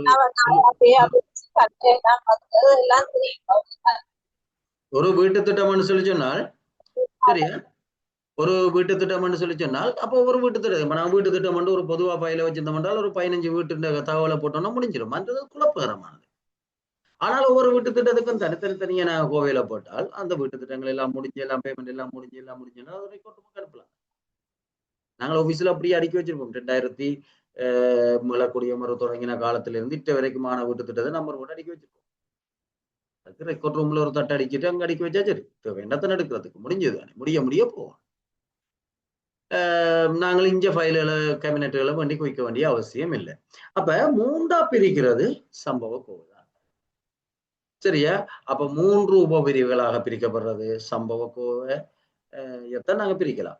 அப்ப விடிய கோவை என்ற ஒரு விட வந்திருந்தால் அதுக்குள்ள, சரியா, இது சப்ஜெக்ட் ஃபைல் என்ன, ஏன்னா கேஸையும் விடியம் என்று தான் சில நேரம் டிரான்ஸ்லேட் பண்ணப்படுது, சப்ஜெக்டையும் விடியம் என்று அப்படியான பிரச்சனைகள் இருக்குது. எங்களுக்கு தமிழ் மொழி மூலம் பரீட்சையில தோற்றைக்குள்ள இந்த மொழிபெயர்ப்பு காரணமாக 1.2 புள்ளிகளை நாங்கள் இழக்க வேண்டிய ஒரு சவாலும் எங்களுக்கு இருக்குது. அதையும் விளங்கித்தான் படிங்க. சரிதானே? அப்ப சில நேரம் என்னன்றே தெரியாத வினா ஒன்று வரும். அந்த சொல்லுக்கு என்ன பொருள் என்றே தெரியாத ஒரு வினா வரலாம். அப்ப அப்படியான விடயங்கள் இருக்குது. ஆனால் நாங்கள் ஓரளவுக்கு விளங்கி கொண்டால் வித்தறியலாம். அப்படி இல்லாட்டியும் எங்களுக்கு பிரச்சனை இல்லை. நாங்கள் 70 மார்க்ஸ் 30 போகலாம் தானே. அப்ப 3ஆ பிரிக்கக்கூடியது தானே. இப்ப நாங்கள் ஏன் பெயர் வழி கோப்பை அப்படி 3ஆ பிரிக்கிற இல்லை என்றால், அதை ஒரு நாளும் நாங்கள் ரெக்கார்ட் ரூமுக்கு அனுப்புறது இல்லை தானே. சரியா? அதனுடையால் அப்படி பிரிக்கிறது இல்லை. எனவே சம்பவ கோவையில் தான் இதுதான் கூடுதலான ஆவணங்களை கொண்டதாகவும் இருக்கும். அப்ப நாங்கள் அலுவலகத்துல இட நெருக்கடி இல்லாம ரெக்கார்ட் ரூமுக்கு அனுப்பக்கூடியதா இருக்கும். ஆவணங்கள் அளிக்கிறது எங்களுடைய வேலையில, அது பதிவேட்டு காப்பற, அது வேறு ஒரு வேலை. விடிய அலுவலர்களுடைய ஒரு விடயம் அல்ல ஆவணங்கள் அளிக்கிறது. அப்ப விடிய அலுவலர்களை பொறுத்த வரைக்கும் கோவைகள் அளிக்கிறதில்ல, கோவைகள் தங்களுக்கு தேவையில்லை என்று கருதினால் பதிவேட்டு காப்பறைக்கு மாத்துறது. இதுதான் அவர்கள் செய்யற வேலை. அப்ப இந்த 3 வகையா நாங்க பிரிக்கலாம். இப்ப இதை விளங்கி கொண்டோம்னா சரி. அடுத்து நாங்க பார்ப்போம் கோவைகளுக்கு இலக்கம் இடுறது, பெயர் இடுறது. சரியா? அப்ப கோவைகளுக்கு இலக்கமுடையக்குள்ள கடமைப்பட்டியலுக்கு ஏற்ப கோவை ஆரம்பிக்கப்பட்டு நடைமுறைப்படுத்த வேண்டும் என்று சொல்லப்படுறது என்றால், கடமைப்பட்டியல்ல தான் எங்களுக்கு இருக்கும் என்னென்ன விடயம் எங்களுக்கு ஒப்படைக்கப்பட்டிருக்குதுன்னு சொல்லி அந்த விடயத்துக்கு ஏற்ப எப்பயுமே கோவையில ஆரம்பிக்கல விடய ரீதியா தான் நாங்கள் ஆரம்பிக்க வரும். ஒரு நாளும் இப்ப சில நேரம் ஒரு ஆளுக்கு கடமைப்பட்டியலை நாங்கள் கொடுத்துருப்போம், விடுமுறை தொடர்பான கடமைகள், அது ஒரு சப்ஜெக்ட் லீவ். அடுத்த சில நேரம் ஆர்டிஐ, அது இன்னொரு சப்ஜெக்ட். சரிதானே? அப்ப சும்மா சொல்லுவாங்க, இப்ப 2 சப்ஜெக்ட் கொடுத்துருக்கு. அப்ப இந்த 2 சப்ஜெக்ட் என்றால் அவர் ஆர்டிஐக்கு துறக்கிற ஃபைலையும் லீவுக்கு துறக்கிற ஃபைலையும் எல்லாத்தையுமே கலந்து அடுத்து துறந்தார் ஒரு கோவ பதிவேட்டுல பதிஞ்சு அது ஒரு குழப்பநிலையை கொண்டு வரும். ஒரு சீரிய முறையில இலக்கம் இருக்காது. சில நேரங்கள்ல ஒரு சப்ஜெக்ட் எடுத்து இன்னொரு ஆளுக்கு கொடுக்க சொன்னால் இடையில எழுத்து கொடுக்கணும் ஆர்டிஐ ஃபைல் எல்லாம். சரிதானே? அப்ப அது ஒரு சீரிய முறைமை அல்ல. எனவே நாங்கள் கோவைகளுக்கு இலக்கமுடையக்குள்ள பெயருடையக்குள்ள ஒவ்வொரு விடயத்துக்கும் தனித்தனியாக பதிவேடுகளை பண்ண வேணும், அல்லது ஒரு பதிவேட்டுடைய பக்கங்களை பிரிச்சு ஒதுக்கிக் கொள்ள வேணும். லீவுன்றதுக்குள்ள ஆரம்பிக்கிற கோவைகள் எல்லாம் ஒரு தொடர்ச்சியான இலக்க நடைமுறையை கொண்டிருக்க வேணும். அதுக்குள்ள ஆர்டிஐ வரையிலாது, அல்லது வேறொரு சப்ஜெக்ட் வரையிலாது. சரிதானே? அப்ப ஒவ்வொரு விடயங்களுக்கும் கடமைப்பட்டியல்ல என்ன விடயம் அவருக்கு ஒப்படைக்கப்பட்டிருக்கும், அந்த விடயத்துக்குள்ள அவர் என்னென்ன கடமையாற்றார் இருக்கும். அப்ப உதாரணத்துக்கு பயிற்சி என்ற விடயம் என்றால் பயிற்சிக்காக ஆரம்பிக்கிறதெல்லாம் தனி ஒரு இலக்க ஒழுங்கு கொண்டிருக்க வேணும். அப்ப கடமைப்பட்டியலுக்கு ஏற்பதான் அவர் தனக்கு தேவையான கோவைகளை ஆரம்பிச்சு நடைமுறைப்படுத்த வேணும். விடயத்தை தெளிவா அறியக்கூடிய மாதிரி பெயரிட வேணும். உங்களுக்கு தெரியும். சரியா? என் பேரு கடிதத்திலே என் தலைப்பு போடுற மாதிரி தான் கோவையில பேர் எழுதுறது. அப்ப கோவையை பார்த்தோன்னே ரைட் இது இன்னும் சம்பந்தமான கோவை தான் சொல்லி நிர்வாகம் பொது என்றால் அதுக்குள்ள என்ன இருக்கண்டே கண்டுபிடிக்கல தானே. அப்படி நாங்கள் கோவையில் ஆரம்பிக்க கூடாது. இலக்கம் இடையில எங்களுக்கு அது யாருக்குரிய கோவை, என்ன வகையான கோவை, எந்த திணைக்களத்துக்குரியது, எந்த பிரிவுக்குரியது என்றது எல்லாத்தையுமே விளங்கக்கூடிய வகையில ஒரு இலக்கம் முறை இருக்கும். கோவை இலக்கத்தை கடிதத்துல கோவையை பார்க்க தேவையில்லை. ஒரு கடிதத்துல இன்ன இலக்க கடிதத்துக்கு அவர் பதில் எழுதுறா உடனே எங்களுக்கு தெரியணும் எந்த பிராஞ்சில. யாருக்கு தெரியணும்? பிரதானமா தபாலை கையாளுற அலுவலருக்கு. அப்புறம் பிராஞ்சுக்கு போனோம்னா அவருக்கு தெரியணும் இது இந்த அலுவலருக்குரியது. அந்த அலுவலர்கிட்ட வந்தோம்னா அவருக்கு தெரியணும் இது எந்த சப்ஜெக்டுக்குரிய கோவை அதுல சொல்லப்படுதுன்னு சொல்லி. அப்படி ஒரு கோவை இலக்கத்தை பார்த்தோன்னே அந்த விடயம் தொடர்பாக விளங்கிக் கொள்ளக்கூடிய வகையில ஒரு இலக்க ஒழுங்கு இருக்க வேணும். அப்ப அதை அந்த நிறுவனம் தான் தீர்மானிச்சு கொள்ள வேணும். இப்படித்தான் இருக்க வேணும்னு சொல்லி. ஒவ்வொரு விடயத்தோடையும் தொடர்புடைய உசாத்துண கோவையில் தனித்தனியா பண்ணப்பட வேணும். என்ற அப்பதானே அந்த விடயத்தோட சேர்த்து பராமரிக்கலாம் பார்க்கிற சுகம் நான் சொன்ன சுற்றுருவங்களை கொண்டு உண்டா கட்டி பிரயோசனம் இல்லை. லீவு தொடர்பான சுற்றுருவம் தனியே. சரிதானே? ஆர்டிஐ தொடர்பாக வர்றதெல்லாம் தனியே. அப்ப அப்படித்தான் கட்டப்பட வேணும்.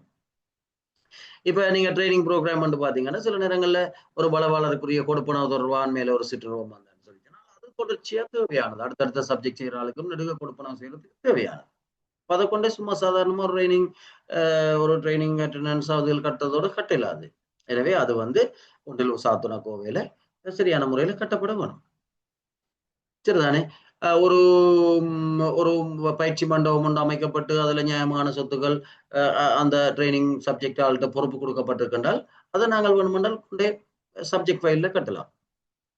அது அடுத்தடுத்த ஆளுக்கும் தேவையானது. அது கேஸ் ஃபைல்ல கட்டலாது. ஆனால் ஒவ்வொரு ட்ரைனிங் ப்ரோக்ராமும் தனித்தனி கேஸ் ஃபைல்ல கட்டணும். அப்ப உசாத்துண கோவையும் தனித்தனியா போட வேணும். ஒரு விடயத்துக்கான மூல கோவையாக உசாத்துண கோவை தான் இருக்கும்.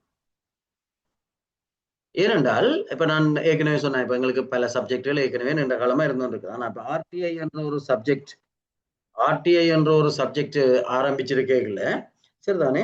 அப்ப அந்த ஆர்டிஐ என்ற ஒரு சப்ஜெக்ட் ஆரம்பிச்சிருக்கேங்கல்ல எப்ப ஆர்டிஐ ஆரம்பிச்சேன்னா 2016ஆம் ஆண்டு அந்த சட்டம் வந்தோம் என்றால் அப்ப முதல் ஒரு சப்ஜெக்ட் ஆரம்பிக்குது.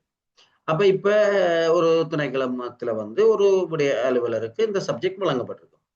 அப்ப அவர் முதலில் ஆரம்பிக்க வேண்டிய கோவை என்னவா இருக்கும் என்றால் அந்த ஆர்டிஐக்குரிய சப்ஜெக்ட் ஃபைலா இருக்காது. உசாதன கோவையா தான் இருக்கு. வேண்ட சட்டம் தானே வந்திருக்கு. அப்ப அந்த சட்டத்தை தானே முதல் எடுத்து கட்டுவார். அதுக்கப்புறம் தானே வேலை தொடங்க போகுது. அடுத்த சுற்றுவங்கள் வந்து அதை கட்டுவார். அப்ப எப்பயுமே உசாத்துண கோவை தான் ஒரு மூல கோவையா இருக்கும் ஒரு விடயத்துக்குரிய. ஏன்னா அதுல இருந்து தான் விடயமே வரப்போகுது. சரிதானே? அப்ப அதுதான் மூலக்கோவையா இருக்கும். பெரும்பாலும் இலக்கம் இடைகளையும் நாங்கள் உசாத்துண கோவைக்கு தான் முதலாவது இலக்கம் விடுவோம். உரிய முறையில் ஆரம்பிச்சிருந்தார். இப்ப நாங்கள் இனி கொண்டே உசாத்துண கோவையை கொண்டே முன்னுக்கு இலக்க முடியல அதான் இரண்டால் அதை பியோ ஆரம்பிச்சிருக்க வேணும். அதான் சொல்லணும் அந்த சிஸ்டத்தின் படி உங்கள்ட்ட ஒரு சப்ஜெக்ட் திணைக்கலாம் அந்த சப்ஜெக்ட் எப்ப அந்த திணைக்களத்துல ஆரம்பிச்சோ அந்த கோவை தான் வந்திருக்க வேணும். தானே முறைமை. அடுத்த நாங்க பார்த்தோம்னு சொன்னால் கோவை என்ற இலக்கம் வந்து வலது பக்கம் மேல் மூலையில வலது பக்கம் என்றா என்னென்று நாங்கள் நேற்று பார்த்த நாங்கள் சரிதானே? இதுல இலக்கமிடுதலும் பெயரிடுதலும் அந்த பெயரிடுதல் என்றது இருக்கிற பக்கம் தான் வலது பக்கம். அப்ப வலது பக்கம் மேல் மூலையில அடுத்தது இப்ப நிமித்தி ஃபைல வச்சால் அந்த பக்கத்துல இருக்கணும் வலது பக்கம் மேல் மூலையில கோவை இலக்கம். அதே மாதிரி ஃபைல நாங்கள் சரிச்சு வச்சோம் என்றால் அதுவும் வலது பக்கம் மேல் மூலையில இருக்கணும் என்றால் ஃபைல பாக்கல இடது பக்கத்துல வலது ஓரத்துல சரிதானே? இடது பக்கத்துல வலது ஓரத்துல இருக்க வேணும் என்றுதான். அப்போ இதுதான் ஃபைல்னு சொல்லி சொன்னால் இதுல வலது பக்க மேல் மூலையில இருக்க வேணும். அதே மாதிரி இந்த ஃபைல் இப்படி சரிச்சு வைக்கல இதுலயும் வலது பக்கத்துல இருக்க வேணும் என்றால் இடது பக்கத்துல வலது ஓரத்துல சரியா? அது அப்படித்தான் கூடுதலா இது சரியாக போனப்படுறது பெரும்பாலும் அதுல எழுத வேணும் இலக்கத்தை. இப்ப எப்படி வச்சாலும் கோவை இலக்கத்தை தெளிவா இனம் காணக்கூடியது. இலக்கம் இடைக்குள்ள பொதுவாக அடைப்புக்குறிகள் பயன்படுத்துறதை தவிர்க்க வேணும். அடைப்புக்குறிகள் பயன்படுத்துறது இல்லை சரிதானே? இலக்கம் இடைக்குள்ள அடைப்புக்குறிகள் பயன்படுத்தக்கூடாது. மொழியை பயன்படுத்துறோம் என்றால் சில நேரம் எழுத்துக்களை பயன்படுத்துவோம் தானே? டிஎஸ் ஏதோ ஒன்று போடுவோம் தானே?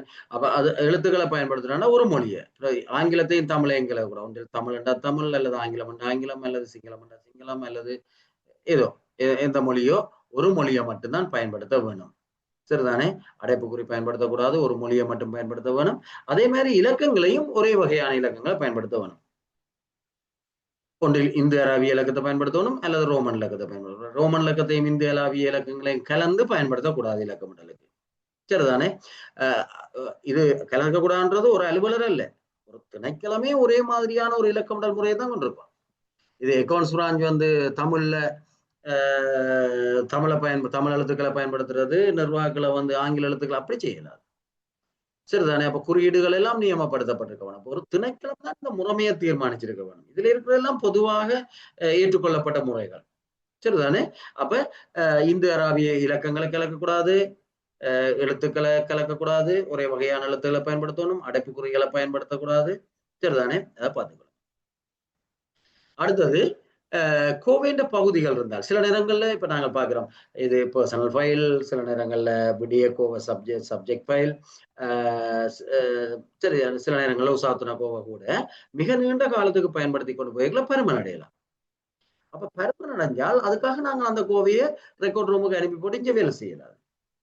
அப்ப நாங்கள் என்ன செய்யணும் என்றால் அதான கையாளுற கஷ்டம், இனிக்கொண்டே கடிதங்கள் அதுல கட்டுறது கஷ்டம் என்றால் அதுக்காக பகுதி 2 ஆரம்பிக்கணும். அதே இலக்கத்துல வால்யூம் 2 பகுதி 2 ரெண்டையும் ஒன்றா கட்டிதான் வச்சிருக்கணும். சரிதானே? ஏன்னா அதுல இருக்க முழுக்கங்களுக்கு தேவைதானே. அப்ப அப்படி பகுதிகளுக்கு இலக்கம் வர்றதுக்கு தான் ரோமன் இலக்கம் பயன்படுத்தப்படுறது. உங்களுக்கு தெரியும் பகுதிகள் எல்லாம் பொதுவாக சர்வதேச ரீதியாக இருக்குது ரோமன் இலக்கம். இப்ப உதாரணத்துக்கு தாபன விதிக்கோவை அத்தியாயம் என்றால் அது ஒவ்வொரு பகுதிகள் தானே, அப்ப ரோமன் இலக்கம். அது மாதிரி உங்களுக்கு தெரியும் நிதி பிரமாணத்தின் அத்தியாயங்கள்னா ரோமன் இலக்கம். உறுப்புரைகள் அல்லது உபபிரிவுகள் என்றால் அது இந்திய அரபிய இலக்கம். அப்படித்தான் பயன்படுத்தப்படுது. அப்ப இங்கேயும் வந்து பகுதிகள் இருந்தா கோவிலுக்கு அதுக்காக ரோமன் இலக்கத்தை பயன்படுத்துறதுதான் பொதுவான ஒரு முறைமை. இப்ப சாதாரணமா பாத்தீங்கன்னா இது ஒரு உதாரணம் தான், இப்படித்தான் இருக்கணும் இல்லை. சரியா? அப்ப ஒரு நிறுவனத்தின் குறியீடு இருக்கும், அடுத்தது வந்து ஒரு பிரிவின குறியீடு இருக்கும். அப்ப இது இந்த கோவையை பார்த்தோன்னே எங்களுக்கு தெரியும் இது இந்த திணைக்களத்துங்க. அடுத்தது தெரியும் எந்த பிரிவில இருந்து இந்த கடிதம் போயிருக்குது. அடுத்த வந்து விடிய அலுவலருக்கு ஒரு இலக்கத்தை ஒதுக்கலாம். அப்ப அந்த பிரிவில் இருக்கிற இப்ப இபி என்ற இபி பிராஞ்சில் இருக்கிற அலுவலர்களுக்கு நாங்கள் இலக்கங்களை ஒதுக்கலாம். 1 2 3 4 5 6 இலக்கங்களை தான் ஒதுக்கணும் இல்லை. DO1 DO2 DO3 MA1 MA2 MA3 ஏதோ அது அந்த திணைக்களம் தீர்மானிக்கிறது. ஆனால் அலுவலருக்கு ஒரு குறியீடு இருக்க வேணும். அப்ப இது யாற்ற ஃபைல் என்றது தெரியும். அடுத்தது வந்து விடயம், ஒரு அலுவலருக்கு ஒன்றுக்கு மேற்பட்ட விடயங்கள் இருக்கலாம், விடிய இலக்கம். இந்த விடிய இலக்கத்தை நாங்கள் எப்பயும் என்ன செய்வோம் என்றால் அவருக்கு அந்த அலுவலருக்கு கடமைப்பட்டியல் வழங்கப்பட்டிருக்கும். அப்ப கடமைப்பட்டியல் வழங்கியதுல கடமைப்பட்டியல்ல விடிய இலக்கம் 1 விடிய இலக்கம் 2 இருக்கும், விடயங்கள் இலக்கமிடப்பட்டிருக்கும். அப்ப அந்த இலக்கத்தை தான் இதுக்கு பொதுவாக பயன்படுத்துறது. கடமைப்பட்டியல்ல அவருக்கு விடயங்களுக்கு குறிப்பிடப்பட்ட இலக்கம். அப்ப கடமைப்பட்டியல் ஒரு நாளும் சும்மா கடமைகளை ஒன்றா அடிக்கிறதும் இல்லை, அல்லது விடயங்கள் அடிச்சு விடயங்களுக்குலாம் கடமை சொல்லணும். இப்ப லீவு தொடர்பான கடமைன்னு சொல்லித்தான் லீவுக்குள்ள உள்ள என்னென்ன செய்யணும்னு சொல்லப்படுவோம். அப்ப லீவ்ன்றது ஒரு சப்ஜெக்ட், பர்சனல் ஃபைல்ன்றது ஒரு சப்ஜெக்டா இருக்கலாம், சில நேரம் ரயில்வே வாரண்ட் ஒரு சப்ஜெக்டா இருக்கலாம், ட்ரைனிங் என்ற ஒரு சப்ஜெக்டா இருக்கலாம், ஆர்டி என்ற ஒரு சப்ஜெக்டா இருக்கலாம். அப்ப அதுக்கு கடமைப்பட்டியல் இலக்கம் இருக்கும், அந்த இலக்கம் தான் விடிய இலக்கமாக குறிக்கப்படும். அப்ப இந்த விடயங்கள் இருக்க வேணும். இப்ப நிறுவனத்தை தெரிய வேணும், பிரிவை தெரிய வேணும், அலுவலரை தெரிய வேணும், சப்ஜெக்ட் தெரிய வேணும். இனிதான் அந்த சப்ஜெக்டுக்குள்ள அப்ப ஒரு சப்ஜெக்டுக்கு தானே நாங்க பக்கங்களை பிரிச்சு கோவை பதிவேட்ட பண்றோம். எனவே அந்த பக்கங்களுக்குள் அந்த ஒவ்வொரு சப்ஜெக்டுக்கும் எனித்தொடர் இலக்கத்துல ஏதோ ஒரு முறையில அப்ப நீங்க பாத்தீங்கன்னா இந்த நிறுவன குறியீடு, பிரிவின குறியீடு, அலுவலக குறியீடு, சப்ஜெக்ட் குறியீடு அவ்வளவும் அவர் ஆரம்பிக்கிற சகல கோவைக்கும் பெறும். அதுக்கு பின்னுக்கு வர போறதுதான் அவர் ஆரம்பிக்கிற தொடர் இலக்கங்கள். முதலாவது பையில 1 2 போடுவார், 2வது பையில 2 2 போடுவார். அப்ப சில நேரம் அவர் உசாத்துண கோவையத்தானே முதல்ல ஆரம்பிப்பாருன்னு பாத்துறாங்க, பொதுவா பாக்கல. அப்ப உசாத்துண கோவையாண்டு ஆரம்பிக்கிறார். ஆர்டிஐ வந்தோடனே சட்டங்கள் எடுத்து அதுல போடுறார். அப்ப அதுல போட்டுட்டு அவர் என்ன செய்யறாருன்னா இதான் அவருக்குரிய 5 என்ற 3 என்ற அலுவலருக்கு 5வது சப்ஜெக்ட். அப்ப 5வது சப்ஜெக்ட்ல 5 1 அந்த உசாத்துண கோவையை ஆரம்பிக்கிறார். அதுக்கப்புறம் சில நேரம் இன்னொரு உசாத்துணை ஆரம்பிச்சார் என்றால் 5 2 போடலாம். அதுக்கப்புறம் ஒரு விடிய கோவையை ஆரம்பிக்கிறார் என்றால் 5 3 போடலாம். அல்லது ஒரு உசாத்துணை கோவையை ஆரம்பிச்சுட்டு விடிய கோவையை ஆரம்பிக்கிறார் என்றால் 5 2 போடலாம். அப்படியே அவர் ஆரம்பிக்கிற கோவையெல்லாம் அதாவது பிரதானமான கோவையில 5 1 5 2 5 3 5 4 போட்டுக்கொண்டு போறார். அதான் அந்த ஒழுங்குமுறை.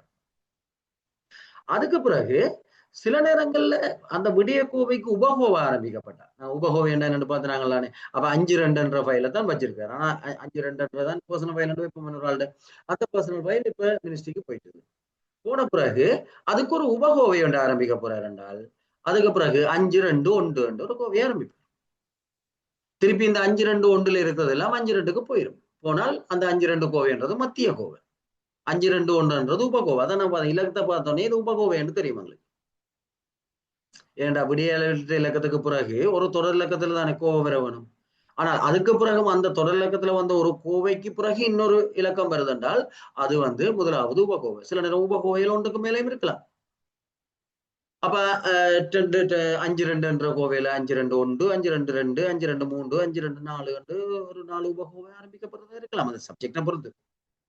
சரிதானே? அப்ப எங்களுக்கு பார்த்தோன்னா தெரியும் இது உபகோவைகள். அப்ப அது அப்படி அனுப்பப்படுற அப்படி அதுல அந்த உபகோவையில கையாளப்படுற கடிதங்கள் எல்லாம் மத்திய கோவைக்கு அதாவது அந்த 5-2 என்ற மூலக்கோவைக்கு வந்து சேர்ந்துடும்.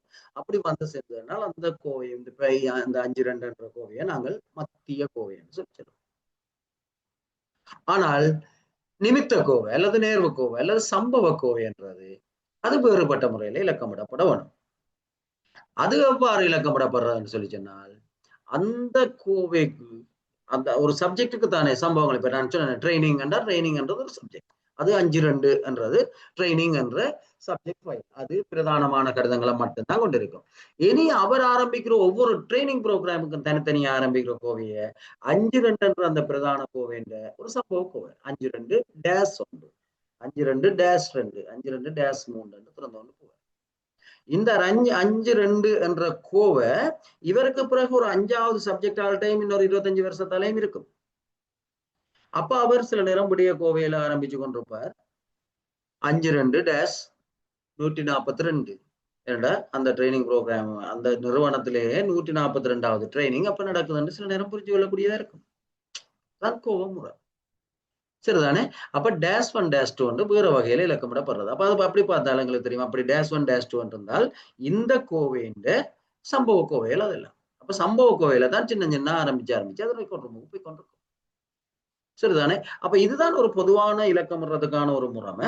அப்ப இதுல இலக்கங்களை பயன்படுத்தலாம், எழுத்துக்களை பயன்படுத்தலாம், அதெல்லாம் அந்த நிறுவனம் தீர்மானித்துக் கொள்றது. ஆனால் என்ன குறியீடுகளை பயன்படுத்த வேணும் என்றது நிறுவனத்துக்கு பொதுமைப்படுத்தப்பட்டிருக்க வேணும். அப்ப நிறுவனத்துக்கு பொதுவான ஒரு அறிவுறுத்தல் உண்டு, அதுக்காக கட்டாயம் இருக்க வேணும். சரிதானே? ரைட்.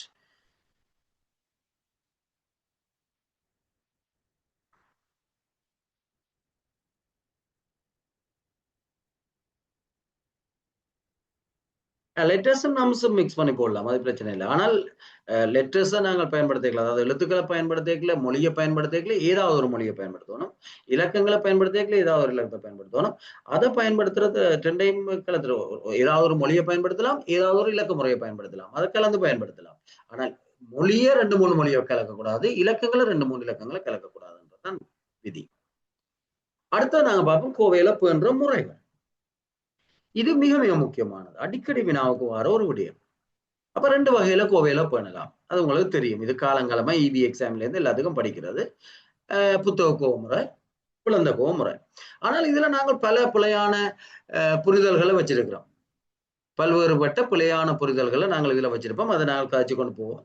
சில நேரம் இப்ப நாங்கள் இந்த வகுப்புல காய்ச்ச பிறகு உங்களுக்கு எதுவும் சந்தேகங்கள் வந்தால் நீங்கள் அதை போடுங்க வளமைய மாதிரி. நான் சரியா? இப்ப இந்த நேரமும் நீங்கள் உங்களோட மெசேஜ்ல போட்டீங்கன்னா நான் அதில் குறிச்சு வச்சு அடுத்தடுத்த வகுப்புல நாங்கள் அதை கலந்துரையாடி கொண்டு போகலாம். ஏனென்றால் எங்களுக்கு நடைமுறையில பிரச்சனை, நாங்கள் தவறா புரிதல்கள் எங்கள்கிட்ட இருக்குது. ஒன்று புத்தக கோமுறைமை, அடுத்தது புலந்த கோமுறைமை. அப்ப புத்தக கோமுறைமைன்றது புத்தகம் மாதிரி கட்டுறது, புலந்த கோமுறைமைன்றது 2 பக்கம் குறிப்பிட்டாலும் கோவையிலையும் கட்டுறதுன்ற வரைக்கும் எங்களுக்கு தெரியும். அதன் நன்மைகள் தீமைகள் எல்லாம் ஆரம்ப 1வது இபி எக்ஸாம்ல இருந்து இதை நாங்க படிச்சு கொண்டு தான் இருக்கிறோம் அலுவலக முறைமைக்கு நடுகவே. ஆனா அடிக்கடி வினாவார ஒரு பகுதியும் இது. அப்ப நாங்க பார்ப்போம் புத்தக கோமுறைமைன்றது புத்தகம் போல கட்டப்படுறது என்றது தெரியும். அப்ப புத்தகம் போல கட்டப்படுறது என்றால் புத்தகத்தின் 1வது பக்கம் முன்னுக்கு தானே இருக்கும். ஃபைலை திறந்தோன்னா, ஃபைல் மட்டையின் 1வது பக்கத்தை திறந்தோன்னா 1வது பேப்பர் இருக்கணும். ஆனா நாங்க பிளந்த கோமுறையில கட்டையில கடைசியா வந்தது தானே மேலே இருக்குது. அப்போ 1வது பேப்பர் இருக்கணும், அடுத்தது 2வது பேப்பர் இருக்கணும், 3வது பேப்பர் இருக்கணும். அப்ப முன்னுக்கு இருந்து ஒழுங்கா இருக்கணும். அப்ப முன்னுக்கு இருந்து 1வது பக்கம் முன்னுக்கு இருக்கணும், 2வது பக்கம் 2வது இருக்கணும் என்றால் எந்த பக்கம் நாங்கள் கட்டவணும். இப்ப நாங்கள் கடிதங்களை கட்டுற மாதிரி வெள்ளப்பக்கம் கட்டினோம் என்றால் என்ன வெள்ளப்பக்கம் கட்டுறது? அப்ப இருக்கிற கடிதத்தெல்லாம் அவுட்டு போட்டு இல்ல கீழே கட்டிட்டு புறமிச்சம் முழுக்க போகணும். அப்புறம் அடுத்த ஒரு கடிதம் பிறகுல எல்லாத்தையும் அவுட்டு போட்டு தான் கட்டணும். அப்பதான் 1வது பக்கம் முன்னுக்கே இருந்தோம். அப்ப வர்ற கடிதங்களும் நாங்கள் அப்படி கட்ட இயலாது. இப்ப கட்டுற மாதிரி கட்டினோம்னா கடைசி கடிதம் தான் மேல வரும். இல்லாட்டி முழு கடிதத்தையும் கலட்டி திருப்பி கீழே கட்டிட்டு திருப்பி கட்டணும். அப்ப அப்படி ஒரு கோபுரமே இல்லை தானே. எனவே எங்களுக்கு தெரியும் 1வது பக்கம் முன்னுக்கே இருக்கணும், கட்டுற கடிதம் கடைசியா கட்டுறது எல்லாம் பின்னுக்கு போகணும் என்றால் கோவை என்ற இடது பக்கத்துல தான் நாங்கள் கடிதங்களை கட்ட வேணும். ஒன்றுக்கு பின்னால ஒன்றை வச்சு கட்டணும், ஒன்றுக்கு பின்னால ஒன்றை கவுட்டு வச்சு கட்டணும். அப்ப அதுதான் சொல்லப்படுது. அதாவது இப்ப மினிட் சீட் நாங்க கட்டுற மாதிரி. மினிட் சீட் எப்படி கட்டுறோம்? முதலாவது ஒரு பேப்பரை போட்டு அதுக்கு முதலாவது 1 2 இலக்கம் போட்டு நாங்க மினிட் சீட்டை கட்டுறோம். அப்புறம் 2வது பேப்பர் அதுக்கு பின்னுக்கு தானே கட்டுறோம். அப்ப ஃபைல் மட்டும் எடுத்துருந்தா முதலாவது இலக்கம் உள்ள பேப்பர் தானே வருது. அப்ப மினிட் சீட்டை எப்படி நாங்க இப்ப கட்டி கொண்டு வரோமோ அதே மாதிரி தான் புத்தக முறையில கடிதங்களை கட்டுறது. நாங்க மினிட் சீட் கட்டுறதுல தானே. எனவே அதை விளங்கிக் கொள்ளுங்க. இதுல கன பேருக்கு விளக்கம் இல்லை. அப்ப இது சில நேரம் இதுல எதுவும் வினாக்கள் வரைக்கும் எங்களுக்கு அதுல தெளிவில்லாம இருக்கும். கடிதங்கள் கோவையின் இடது பக்கத்துல துளையிடப்பட்டு கட்டப்பட வேணும் கோவை நாடாவால. கடிதம் கிடைக்கும் கால ஒழுங்குல முன்னைய கடிதத்துக்கு பின்னால புதிய கடிதம் கட்டப்படும். அப்படித்தானே நடக்கும் இடது பக்கத்துல என்றால் இப்ப மினிட் சீட் கட்டுற மாதிரி என்ன கவுட்டு வச்சு கட்டுவோம். ஏண்டா நிமித்தி வச்சு பாக்கல பின்னாலதான் இருக்கு. பின்னால கட்டிக்கொண்டு போகும். அப்ப கடிதம் கிடைக்கிற கால ஒழுங்குல இப்ப இருக்கிற ஏற்கனவே இருக்கிற கடிதத்துக்கு பின்னால வச்சு கட்டப்படும். அப்ப கடைசியா வந்த கடிதம் கடைசியா இருக்கு. புத்தகம் போல காணப்படும். அதாலதான் புத்தக கோமுறைன்னு சொல்றோம். கடிதங்கள்ல இருக்கிற இடங்கள் எங்கெங்க ஓரங்கள் இருக்கோ எங்கெங்க இடைவெளிகள் இருக்கோ அதுலதான் குறிப்புகள் எழுதப்படும். சரியா? அப்படி இல்லாட்டி பின்பக்கம் இடைவெளி இருந்தா அப்படி எழுதப்படும். அப்பயும் அதுல குறிப்பிடறத காணாம போனா தான் ஒரு பேப்பரை சேர்த்து போட்டதோட சேர்த்து கட்டி போட்டு அதுல எழுதுறது. ரைட்டா? அப்ப குறிப்பு தாள்னு தனியா ஒன்று இல்லை. அப்ப கடிதங்கள்ல தான் குறிப்புகளை எழுதுறது. இதுதான் புத்தக கோமுறை. சரிதானே? ஆனா இப்ப நீங்க பாத்தீங்கன்னா நீங்க சொல்லுவீங்க உங்களோட அலுவலகத்துல பேணப்படுறது நீங்க பேணுறது பிளந்த கோமுறைமேண்டு. பிளந்த கோமுறை என்றால் கடிதத்துல குறிப்புகள் எழுதக்கூடாது. நீங்க பிளந்த கோமுறை தான் பேணுறீங்க. ஆனால் தூய்மையானது இல்லை. ஏனென்றா உங்களோட கடிதத்துல அங்கே குறிப்புகள் இருக்கு. சரிதானே? அப்ப அப்படி எழுதுறது இல்லை. குறிப்பு தாள்ல தான் குறிப்பு எழுதப்பட வேணும். கடிதங்கள்ல குறிப்பு எழுதுறது இல்ல பிளந்த கோமுறையில. சரிதானே? அது நாங்க கணிப்போம். அப்ப ஓரங்கள்ல குறிப்பு எழுதப்படும். இதுதான் புத்தக கோமுறையின் பண்புகள். அப்ப நாங்க பார்த்தோம் என்றால் இப்படியான ஒரு புத்தக கோமுறையின் நன்மைகள். பதவியின்ல அலுவலர் ஒரு கோவையை போட்டால் அந்த கோவையை முழு விடயத்தையும் தானே வாசிச்சு, இரண்டால் குறிப்பு எழுதுற வேலையில தானே உண்டு. தானே எல்லாத்தையும் வாசிச்சு தீர்மானம் எடுக்கிறதால சரியான தீர்மானமா இருக்கும். நாங்கள் சில நேரம் பிள்ளையா குறிப்பு எழுதி அந்த குறிப்பை பார்த்துட்டு இப்ப சட்டத்துல ஏதோ ஒன்று சொல்லும். அதை நாங்க பிள்ளையா விளங்கி கொண்டு சட்டத்துல இப்படித்தான் சொல்லுது என்று மாறி எழுதினோம் என்றால் அதை பார்த்துட்டு சட்டத்தின்படி தானே சரி ஓகே என்று அவர் போட்டு விட்டாருன்னா பிள்ளையான தீர்மானமா போயிடும். இதெண்டா சட்டத்தை அவர் தான் வாசிக்க போறேன்.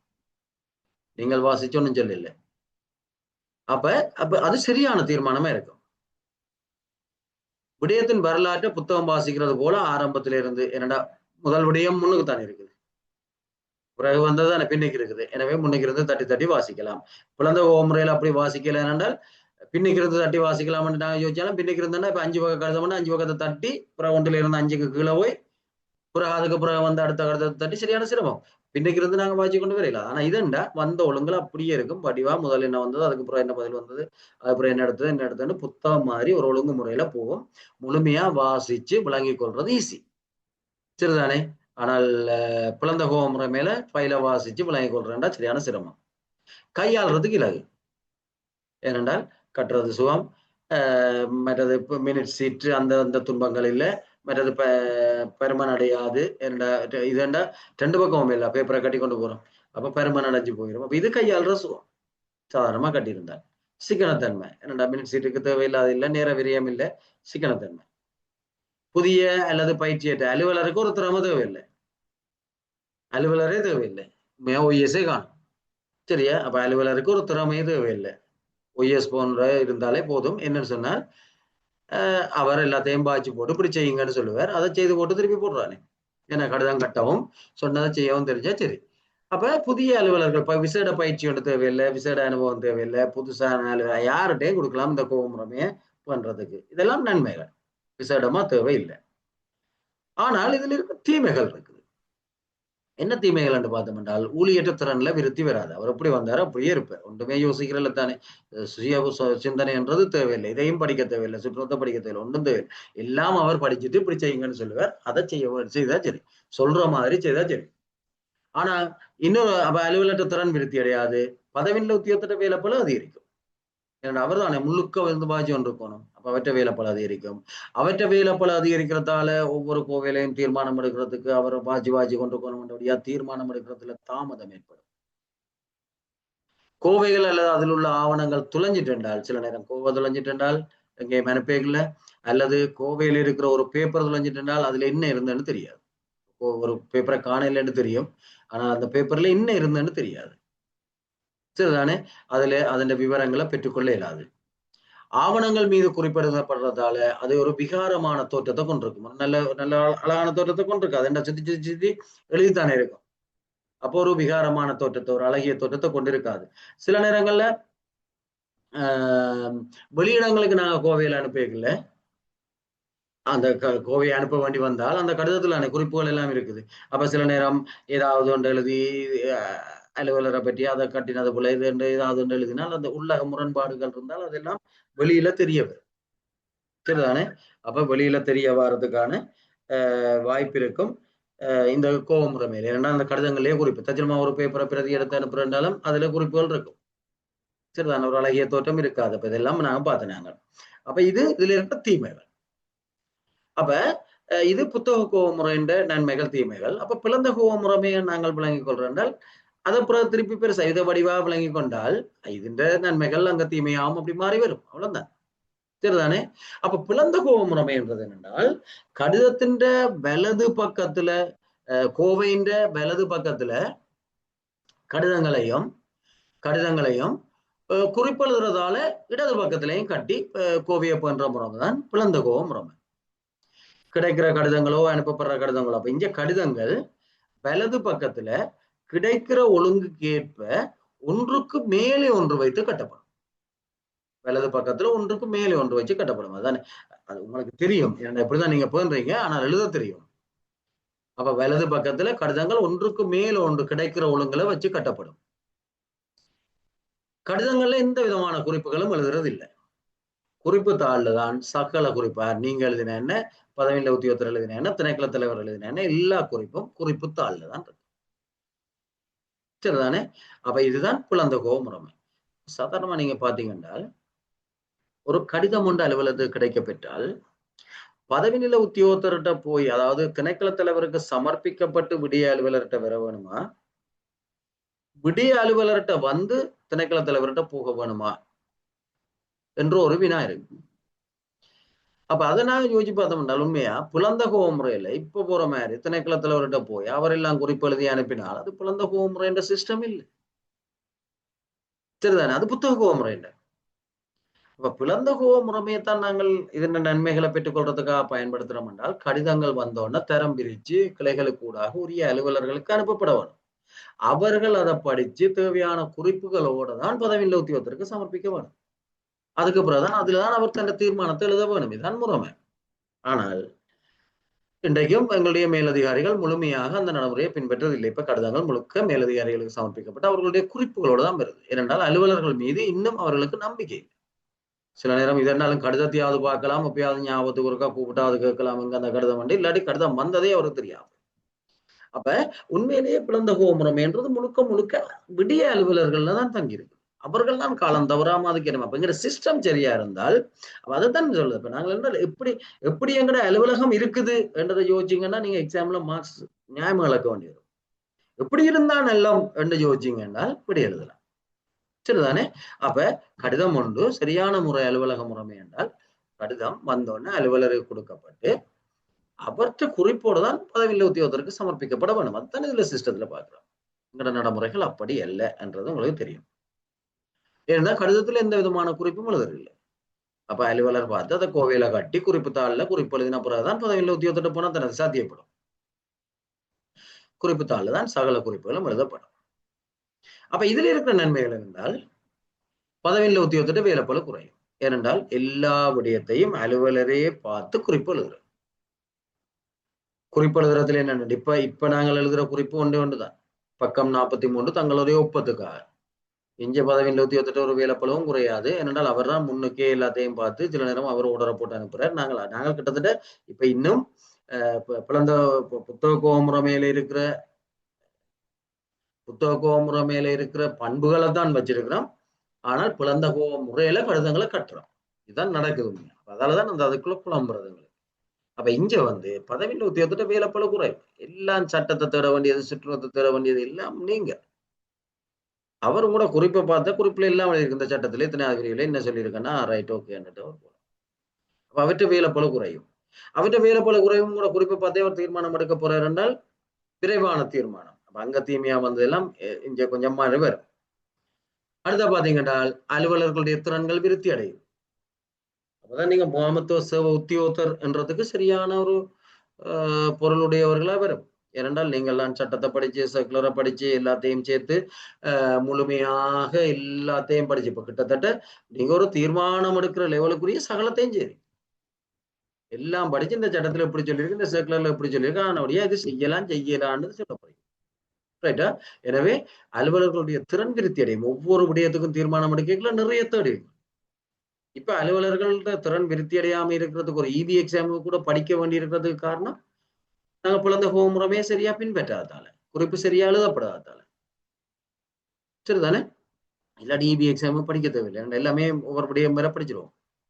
குறிப்பு தாள்ன படிப்பதன் மூலம் விடயம் தொடர்பாக முழுமையா அறிஞ்சு கொள்ளலாம். நீங்க பாத்தீங்க அங்க புத்தக முறையில தாள்களை தட்டி புத்தகம் போல படிக்கலாம். இங்க குறிப்பு தாளை முன்னுக்கு இருந்து வாசி கொண்டு வந்தோம் என்றால் அந்த ஒழுங்குமுறையில குறிப்பு எழுதப்பட்டிருக்கு தானே. எனவே முழு வரலாற்றையும் சுருக்கமா வடிவா புரிஞ்சு கொள்ளலாம். சரியான முறையில குறிப்பு எழுதியிருந்தார். அப்ப குறிப்பு தாள்ல படிக்கிறதன் மூலமே அதை தெரிஞ்சு கொள்ளலாம்.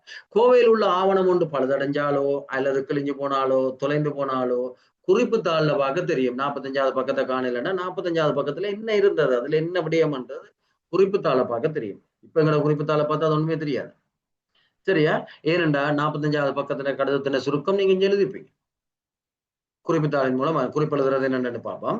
கடிதங்கள் மீது குறிப்பெழுதாமையால அவற்றின் பிரதிகளை வேறு தேவைகளுக்கு அனுப்ப ஏற்படையல ஒரு விகாரமான தோற்றத்தை கொண்டிருக்காது.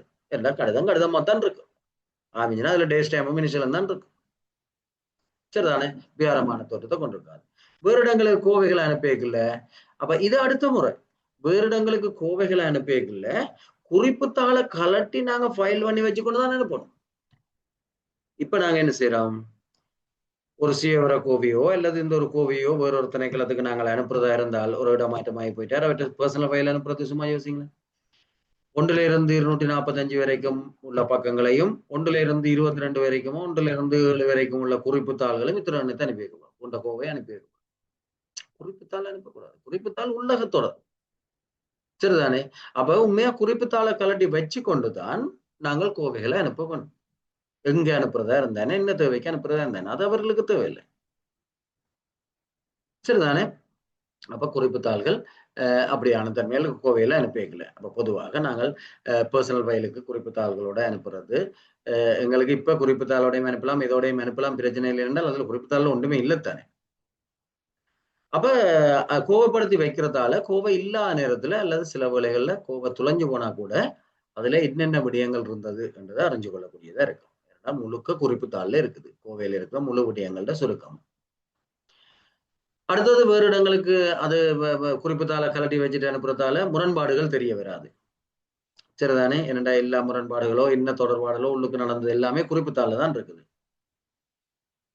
கையாளும் அலுவலர்கள் தாங்களே எல்லாத்தையும் படிச்சு முகாமைக்கு ஆலோசனை வழங்குறதால அப்படியான ஒரு சந்தர்ப்பம் அவை கிடைக்கிறதால இது இப்படி செய்யலாம் என்று சொல்றதால அவர்களுக்கு ஒரு திருப்தி ஊக்கமும் வரும். சரிதானே. உங்களுக்கு அப்ரைசல்ல ஒரு கேள்வி இருக்குது. நான் நினைக்கிறேன் இப்ப எத்தனையோ இன்கிரிமெண்ட் எடுத்திருப்பீங்க எத்தனையோ தரம் அப்ரைசல் செய்திருப்பீங்க. அப்ரைசல்ல ஒரு கேள்வி இருக்குது. மேலதிகாரிகளோ திணைக்களத்தில் ஏதோ ஒரு வசனம் இருக்குது. அவர்கள் உங்களுடைய ஆலோசனைகளை எப்போதும் ஏற்றுக்கொள்கிறார்கள் சிறிய திருத்தங்களோடு ஏற்றுக்கொள்கிறார்கள் எப்போதும் ஏற்றுக்கொள்வதில்லை என்றெல்லாம் விடைகள் இருக்குது. நாங்கள் எழுதுறதை எப்போதும் ஏற்றுக்கொள்கிறார்கள். நீங்க என்ன ஆலோசனையை சொல்றீங்க என்னத்தை ஏற்றுக்கொள்றாருன்றதுக்கு ஒரு ஆதாரமும் இல்லை. அந்த ஆலோசனைன்றது இதுதான். நீங்க ஃபைல் எழுதி இப்படி இருக்கு சட்டம் இப்படி இருக்கு சுற்றம் இப்படி இருக்கு எல்லாம் படிச்சு எனவே இது வழங்க முடியாது என்று கடிதம் அனுப்பலாம் என அபிப்பிராயப்படுகிறேன் தங்களுடைய அறிவுறுத்தலுக்காக என்று எழுதினால் அவர் ஓகே என்று போட்டாருன்னா உங்களுடைய ஆலோசனை எப்பயும் ஏற்றுக்கொள்றேன். நீங்க சரியாத்தான ஆலோசனை சொல்றீங்க. உங்களுக்கே தெரியும் நீங்க சட்டம் எல்லாம் படிச்சுதான் சரியா ஒரு நாளும் பிழைக்கல அல்லது சின்ன சின்ன திருத்தம் பெறுது நீங்களே உங்களிட போட்டுக்கொள்ளலாம். அல்லது ஒரு நாளுமே நீங்க எழுதுறதுக்கு அவர் வேற தீர்மானம் தான் எடுக்கிறார் என்றால் நீங்கள் சரியான ட்ராக்ல இல்லை எழுதுகிறது. அப்ப அதுக்குதான் அந்த வினா இருக்குது. அப்ப அவர்களுக்கு ஒரு திருப்தி வரும். இப்ப சரியான முறையில ஒரு முகாமைக்கு ஆலோசனை சொல்லக்கூடிய ஒரு சந்தர்ப்பம் அவர்களுக்கு கிடைச்சிருக்கும் ஒரு திருப்தி வரும். இதெல்லாம் நன்மைகள். இப்ப பிளந்த கோபம் முறைன்ற நன்மைகள் தீமைகள் அப்ப நன்மைகள் இருந்தாலும் இதுல தீமை இருக்கு மாறி ஏனென்றா செலவு கூடின முறை, சிக்கனம் இல்லாது. பேப்பர் கூட தானே, சரியா? இப்ப தேவையில்லாம இருக்கிற இடத்துல எழுதுறது சிக்கனம் தானே, இப்ப செலவு கூடின முறை. அனுபவமற்ற அலுவலர்கள் குறிப்பு எழுதினால் அதை பார்த்து பிழையான தீர்மானம் எடுக்கிறதுக்கு வாய்ப்பு வந்துடும். ஏன்னா அங்க அவரே படிச்சுத்தானே தீர்மானம் எடுக்கிறார். கோவைகள் விரைவில் பெருமனடையும், ஏன்னா டபுள் மடங்கு எல்லாம் போகும். அப்ப அதால கையாளுறது கஷ்டம். விரைவில் பெருமனடைகிறதால பழுதடைஞ்சு போகலாம். கோவைகள் 2 பக்கமும் பேப்பர்ஸ் இருக்கு, நடுவால கழிகிறதுக்கும் வாய்ப்பு இருக்கு. சரிதானே, பழுதடைஞ்சு போறதுக்கான சந்தர்ப்பம் இருக்குது. இதை இவ்வாறான விடயத்தை கையாளுறா ஒரு பயிற்சி தேவை, அனுபவம் தேவை. ஏனென்றா அவையில் படிச்சு சட்டத்தை விளங்கிக் கொள்ளவும், சட்டம் இங்க என்னென்ன சொல்லி இருக்குன்ற அப்ப புதிய அலுவலர்கள்னா நிச்சயமா அவர்கள் பயிற்றுவிக்கப்படுவாங்க. புதிய அலுவலர்களால இயலாது, ஒரு திறன் மிகுந்த அலுவலர்கள் வேணும். சரிதானே. அப்ப இது பிளந்த கோப முறைமையின் தீமைகள். அப்ப நன்மைகள், தீமைகள், பிளந்த கோப முறைமை என்றால் என்ன, புத்தக கோப முறைமை என்றால் என்ன என்ற விடயங்கள் இதுல பார்க்கிறோம். இப்ப நாங்கள் அலுவலகங்கள்ல பேன்றதுக்கு உகந்த முறை பிளந்த கோப முறைமையா, புத்தக கோப முறைமையா? ஒரு வினாவே இல்ல. அதிண்ட நன்மை என்ன, இதுண்ட தீமை என்னன்னு கேட்டால் எங்களால விடையளிக்க முடியும். இதான் நாங்கள் நடுக பாடமாக்கிட்டு போறோம். ஆனால் இப்ப பிளந்த கோப முறைமை தான் பொருத்தமான முறைமை என்றால், அப்ப புத்தக கோப முறைமை காலாவதியான ஒரு முறைமையா தானே இருக்கணும். அப்படித்தான் நாங்க விளங்கி வச்சிருக்கோம். புத்தக கோப முறைமைன்றது அது பழைய முறைமை, அது காலாவதியா போயிட்டுது. இப்ப பிளந்த கோப முறைமை தான் நவீன முறைமை. அப்படி இல்லை, 2 முறைமைகள் இருக்குது, 2லயும் நன்மை தீமைகள் இருக்குது. எங்களுடைய அலுவலகத்துல என்னென்ன சந்தர்ப்பத்துக்கு எது பொருத்தமோ அதைத்தான் கையாள வேணும். அப்ப சில நேரம் பரீட்சையில கேட்கலாம், புத்தக கோவை முறைமை மூலம் பேணப்படக்கூடிய கோவை வகை ஒன்று எது நல்லாம், எது அப்படி பேணலாம். இப்ப நாங்கள் சாதாரணமா சம்பவ கோவை என்று சொன்னோம் என்றால், சம்பவ கோவை புத்தக கோவை முறைமையில போன்றது அவ்வளவு பொருத்தம் இல்லை தானே, என்றாலும் தீர்மானம் எடுக்க வேண்டியது தானே. அப்ப அது கட்டாயம் நீங்க படிச்சு ஆலோசனை, அப்பதான் பிளந்த கோவை முறைமை என்ற நன்மை எல்லாம் வரும். ஆனால் குறிப்பெழுத தேவையில்லாத, தீர்மானம் எடுக்க தேவையில்லாத ஆவணங்களை கொண்ட கோவைகள் இருக்குமா இருந்தால், எங்களுக்கு என்னத்துக்காக இப்ப பிளந்த கோவ முறைமை வேறுபடுது, குறிப்புத்தாளால தானே. அப்ப குறிப்பெழுத்த வேண்டிய தேவையே இல்லாம ஒரு கோவை இருக்குமா இருந்தால், அந்த கோவைக்கு மிகச்சிறந்த முறைமை எது? புத்தக கோவ முறைமை. அப்படியே விளங்கிக் கொள்ளுங்க. சரிதானே. அப்ப குறிப்பெழுத தேவையே இல்லாத, அல்லது சில நேரங்களில் தீர்மானம் எடுக்க தேவையே இல்லாத ஆவணங்களை கட்டுற கோவை எதுண்டு யோசிச்சு பாருங்க. சரிதானே, யோசிச்சு பாருங்க எந்த கோவையா இருக்கலாம்.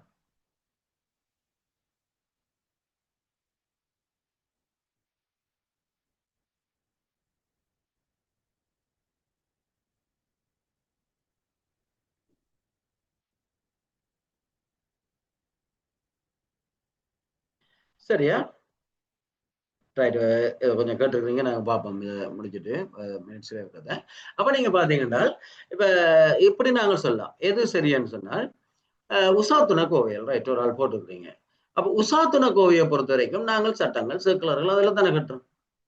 அப்ப அது அப்ப இப்ப சர்க்குலர்ல கட்டையிலே முன்னுக்கு என்ன வந்தது, அதுக்கப்புறம் என்ன வந்தது, அதுக்கு அப்புறம் என்ன வந்ததுன்ற அந்த ஒழுங்குமுறையில கட்டுறது இலகுதானே.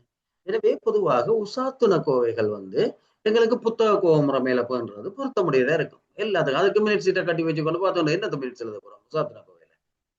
சரிதானே. அப்ப நாங்கள் அப்ப 2 முறையுமே இப்ப அலுவலகங்கள்ல இருக்குது. ஆனால் தீர்மானம் எடுக்க வேண்டிய விடயங்களை கையாளுற கோவைகளை நாங்கள் பிளந்த கோவ முறைமையிலையும், உசாத்துண கோவைகளை புத்தக கோவ முறையிலையும் போன்றது பொருத்த முடியதா இருக்கலாம். சரிதானே. அப்ப அந்த விடயத்தை விளங்கி கொண்டீங்கன்னா அதுக்கேற்ற வகையில நாங்கள் விடையளிக்கலாம், விடையளிக்கக்கூடியதா இருக்கும். சரிதானே. ரைட். அடுத்தது கடிதங்கள் கட்டும் முறை. சரியா, கடிதங்களை கட்டும் முறையை பொறுத்த வரைக்கும் 2 3 முறை இருக்கு. ஒன்றும் பெருசா ஒன்றும் இல்லை. நாங்கள் சாதாரணமா 3 பயன்படுத்துறோம். ஒரு துளை தனிக்கட்டு. சரியா, ஒரு துளையில தனிக்கட்டு. அப்ப ஒரு துளையில தனிக்கட்டுன்றது நூலையில ஒரு துளையை போட்டு ஒரு நூலால கட்டுறது. இன்னும் பயன்படுத்துறோம் அலுவலகங்கள்ல. பெரும்பாலும் உறுதிச்சீட்டுக்களை கட்டுறதுக்கு நாங்கள் இந்த முறையை தான் பயன்படுத்துறோம். சரிதானே. உறுதிச்சீட்டுக்களை கட்டுறதுக்கு இந்த முறையை பயன்படுத்துறோம் என்றால் முழுமையா பரிசீலிக்கலாம். அது ஒரு தற்காலிகமான இதெல்லாம் கட்டலாம்.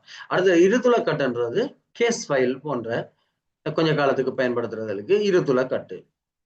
நீண்ட காலத்துக்கு பயன்படுத்துற பர்சனல் ஃபைல், சப்ஜெக்ட் ஃபைல், உசாத்துண கோவைகள் போன்றவற்றுக்கு நாங்கள் 4 துளையை கொண்ட இரட்டை கட்டு. அப்ப இதுதான் அந்த 3 முறை. சரிதானே? 4 துளிய கொண்ட ரெட்டக்கட்ட நாங்கள் கட்ட முடியும். அப்ப இதுதான் பொதுவாக கடிதங்கள் கட்டப்படுற முறை. அப்ப இதை நாங்கள் தீர்மானித்துக் கொள்ள வேணும். அப்ப சாதாரணமா கேஸ் ஃபைல் அதாவது சம்பவ கோவை என்றால் நாங்கள் 2 துளையில கட்டலாம். ஏண்டா இதுல ஏனெண்டா இல்லாட்டி சிக்கனம் இல்ல. அது ஏன் தேவையில்லாம 2 துள போகும். மற்ற அலுவலற்ற நேரம், உழைப்பு எல்லாமே நியாயமாகும்.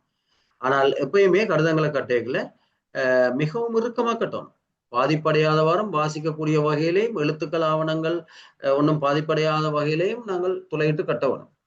ஒருக்கா உங்களுக்கு ஒரு வினா இருந்தது. துளைப்பான கொண்டு துளையிட்டு கட்டுறதால என்ன நன்மை? அப்ப நாங்கள் கடிதத்தை கட்டணும் என்றால் பெண் கணவர் கட்டுறது பெண்ணால துளையிட்டு தானே கட்டுறது. பெண்ணாலேயோ ஊசியாலேயோ அப்படியும் கட்டலாம். ஆனால் துளைப்பான கொண்டு கட்டுறதால என்ன நன்மை?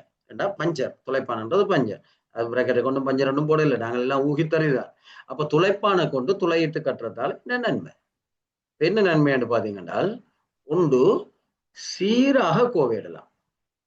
ஏண்டா ஒரே மாதிரி ஒரே அளவிட வழியில ஒரே மாதிரி துளை வரும். பென்சிலால கட்ட பென்சிலால குத்தி குத்தி கட்ட உங்களுக்கு தெரியும் நூல் அப்படியே உள்ளுக்குள்ளுக்கு வந்தோன்னு இருக்கும். கட்ட சி பேப்பர்கள் கட்டவே எல்லாம் போயிடும். வேண்டாம் ஒரு ஊகத்திலானே குத்தி கட்டுறது. ஆனா இது வந்து சீரான இடைவெளியில இருக்கும். அப்ப சீராக கோவை செய்யலாம். அது ஒரு பிரதானமான நன்மை.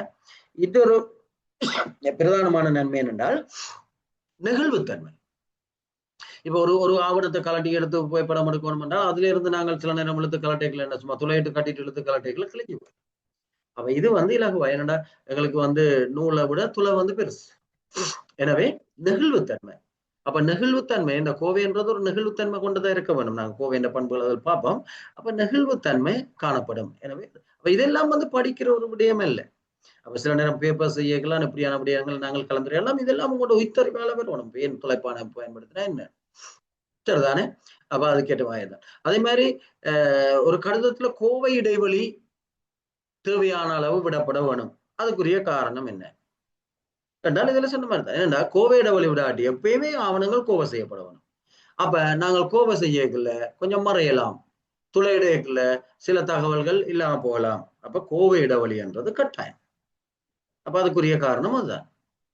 பாதுகாப்பாக இறுக்கமா கோவையிட வேணும். அப்ப எப்பயுமே ஒரு புத்தகம் பயன் பண்ண மாதிரி ஃபைல் இருக்கணும். அப்பதான் பேப்பர்ஸ் வந்து பாதுகாப்பா இருக்கும். அப்ப இறுக்கமாக கோவையிடப்பட வேணும். அதுக்காகத்தான் நாங்கள் அந்த மிக முக்கியமான ஆவணங்கள் நீண்ட காலம் பண்ண வேண்டிய ஆவணங்களை ஒரு 4 துளையில கட்டுறோம்.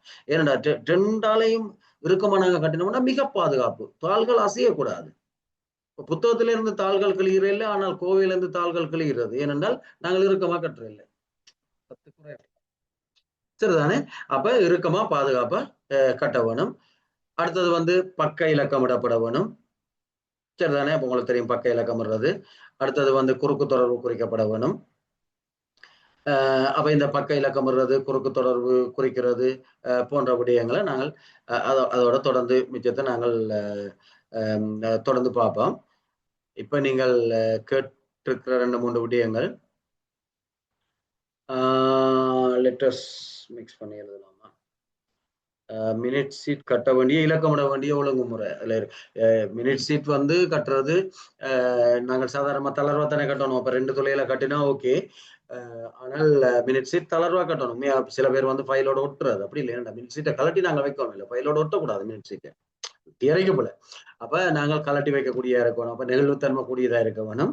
அடுத்தது வந்து மினிட் சீட் இலக்கம்ன்றது ரோமன் இலக்கத்துல நாங்கள் பக்க இலக்கம்ன்றது அதுல பார்ப்போம். ரோமன் இலக்கத்துல இலக்கமிடப்பட வேணும். மற்றது குறிப்புகள் எழுதுறது சம்பந்தமான விடயங்களை நாங்கள் அடுத்த வகுப்புல பார்ப்போம். மேலதிகாரிகள் எஃப்என்ஏ மட்டுமே மினிட் பண்ணுகிறார்கள் என்றால் அது அது இன்னும் மினிட் பண்ணக்கூடாது. எஃப்என்ஏ என்றால் சரி அதை ஆனால் எஃப்என்ஏ என்றால் என்ன ஃபோன் நெசசரி ஆக்ஷன் என்றால் அதுக்கேற்ற மாதிரி நீங்க குறிப்பு தாளில குறிப்பு எழுதி அவருக்கு போட வேணும்ன்றதான் சரியா? அப்படி என்றால் இடமாற்றத்தின் பொழுது இடமாற்றத்தின் பொழுதுன்றது நான் நினைக்கிறேன் நீங்க மினிட் சீட்டை கலட்டி கட்டத்தை பொறுத்து. அப்ப இடமாற்றம்ன்றது உண்மையா ஃபைல் பர்சனல் ஃபைல் மட்டும்தான் நிரந்தரமா வேறொரு அலுவலகத்துக்கு அனுப்பப்படுறதா இருக்கும். அப்ப அப்படியான சந்தர்ப்பத்திலையும் உண்மையா என்ன பிரச்சனைன்னு சொல்லிச்சுன்னா எங்களுக்கு ஒரு தகவலும் கிடைக்காது. ஆனால் பர்சனல் ஃபைல் பண்றது உண்மையா வேறுபட்ட முறையில பேண வேணும் அந்த குறிப்புகள் எல்லாம் அதை நாங்கள் பர்சனல் ஃபைல் ஒரு தனியா பார்ப்போம். ஆனா பர்சனல் ஃபைலை பொறுத்த வரைக்கும் சில நேரம் மினிட்ஸ் டைம் அனுப்பினா தவறில்லைன்னு வாதிடுறதுக்கும் சில வாதங்கள் இருக்குது. ஆனால் உண்மையில வந்து அது வேறுபட்ட முறையில மினிட்ஸ் இதை அங்கே பயன்படுத்த வேணும். 2 முறையையும் இரண்டால் அதில் இருக்கிற ஆவணங்கள் இன்னொரு குறிப்பு முறையை நாங்கள் வச்சிருக்க வேணும். அதை நாங்கள் பர்சனல் ஃபைல் சம்பந்தமாக கேட்போம். மற்றது உசாத்துனக்கோவா நீங்க சரி.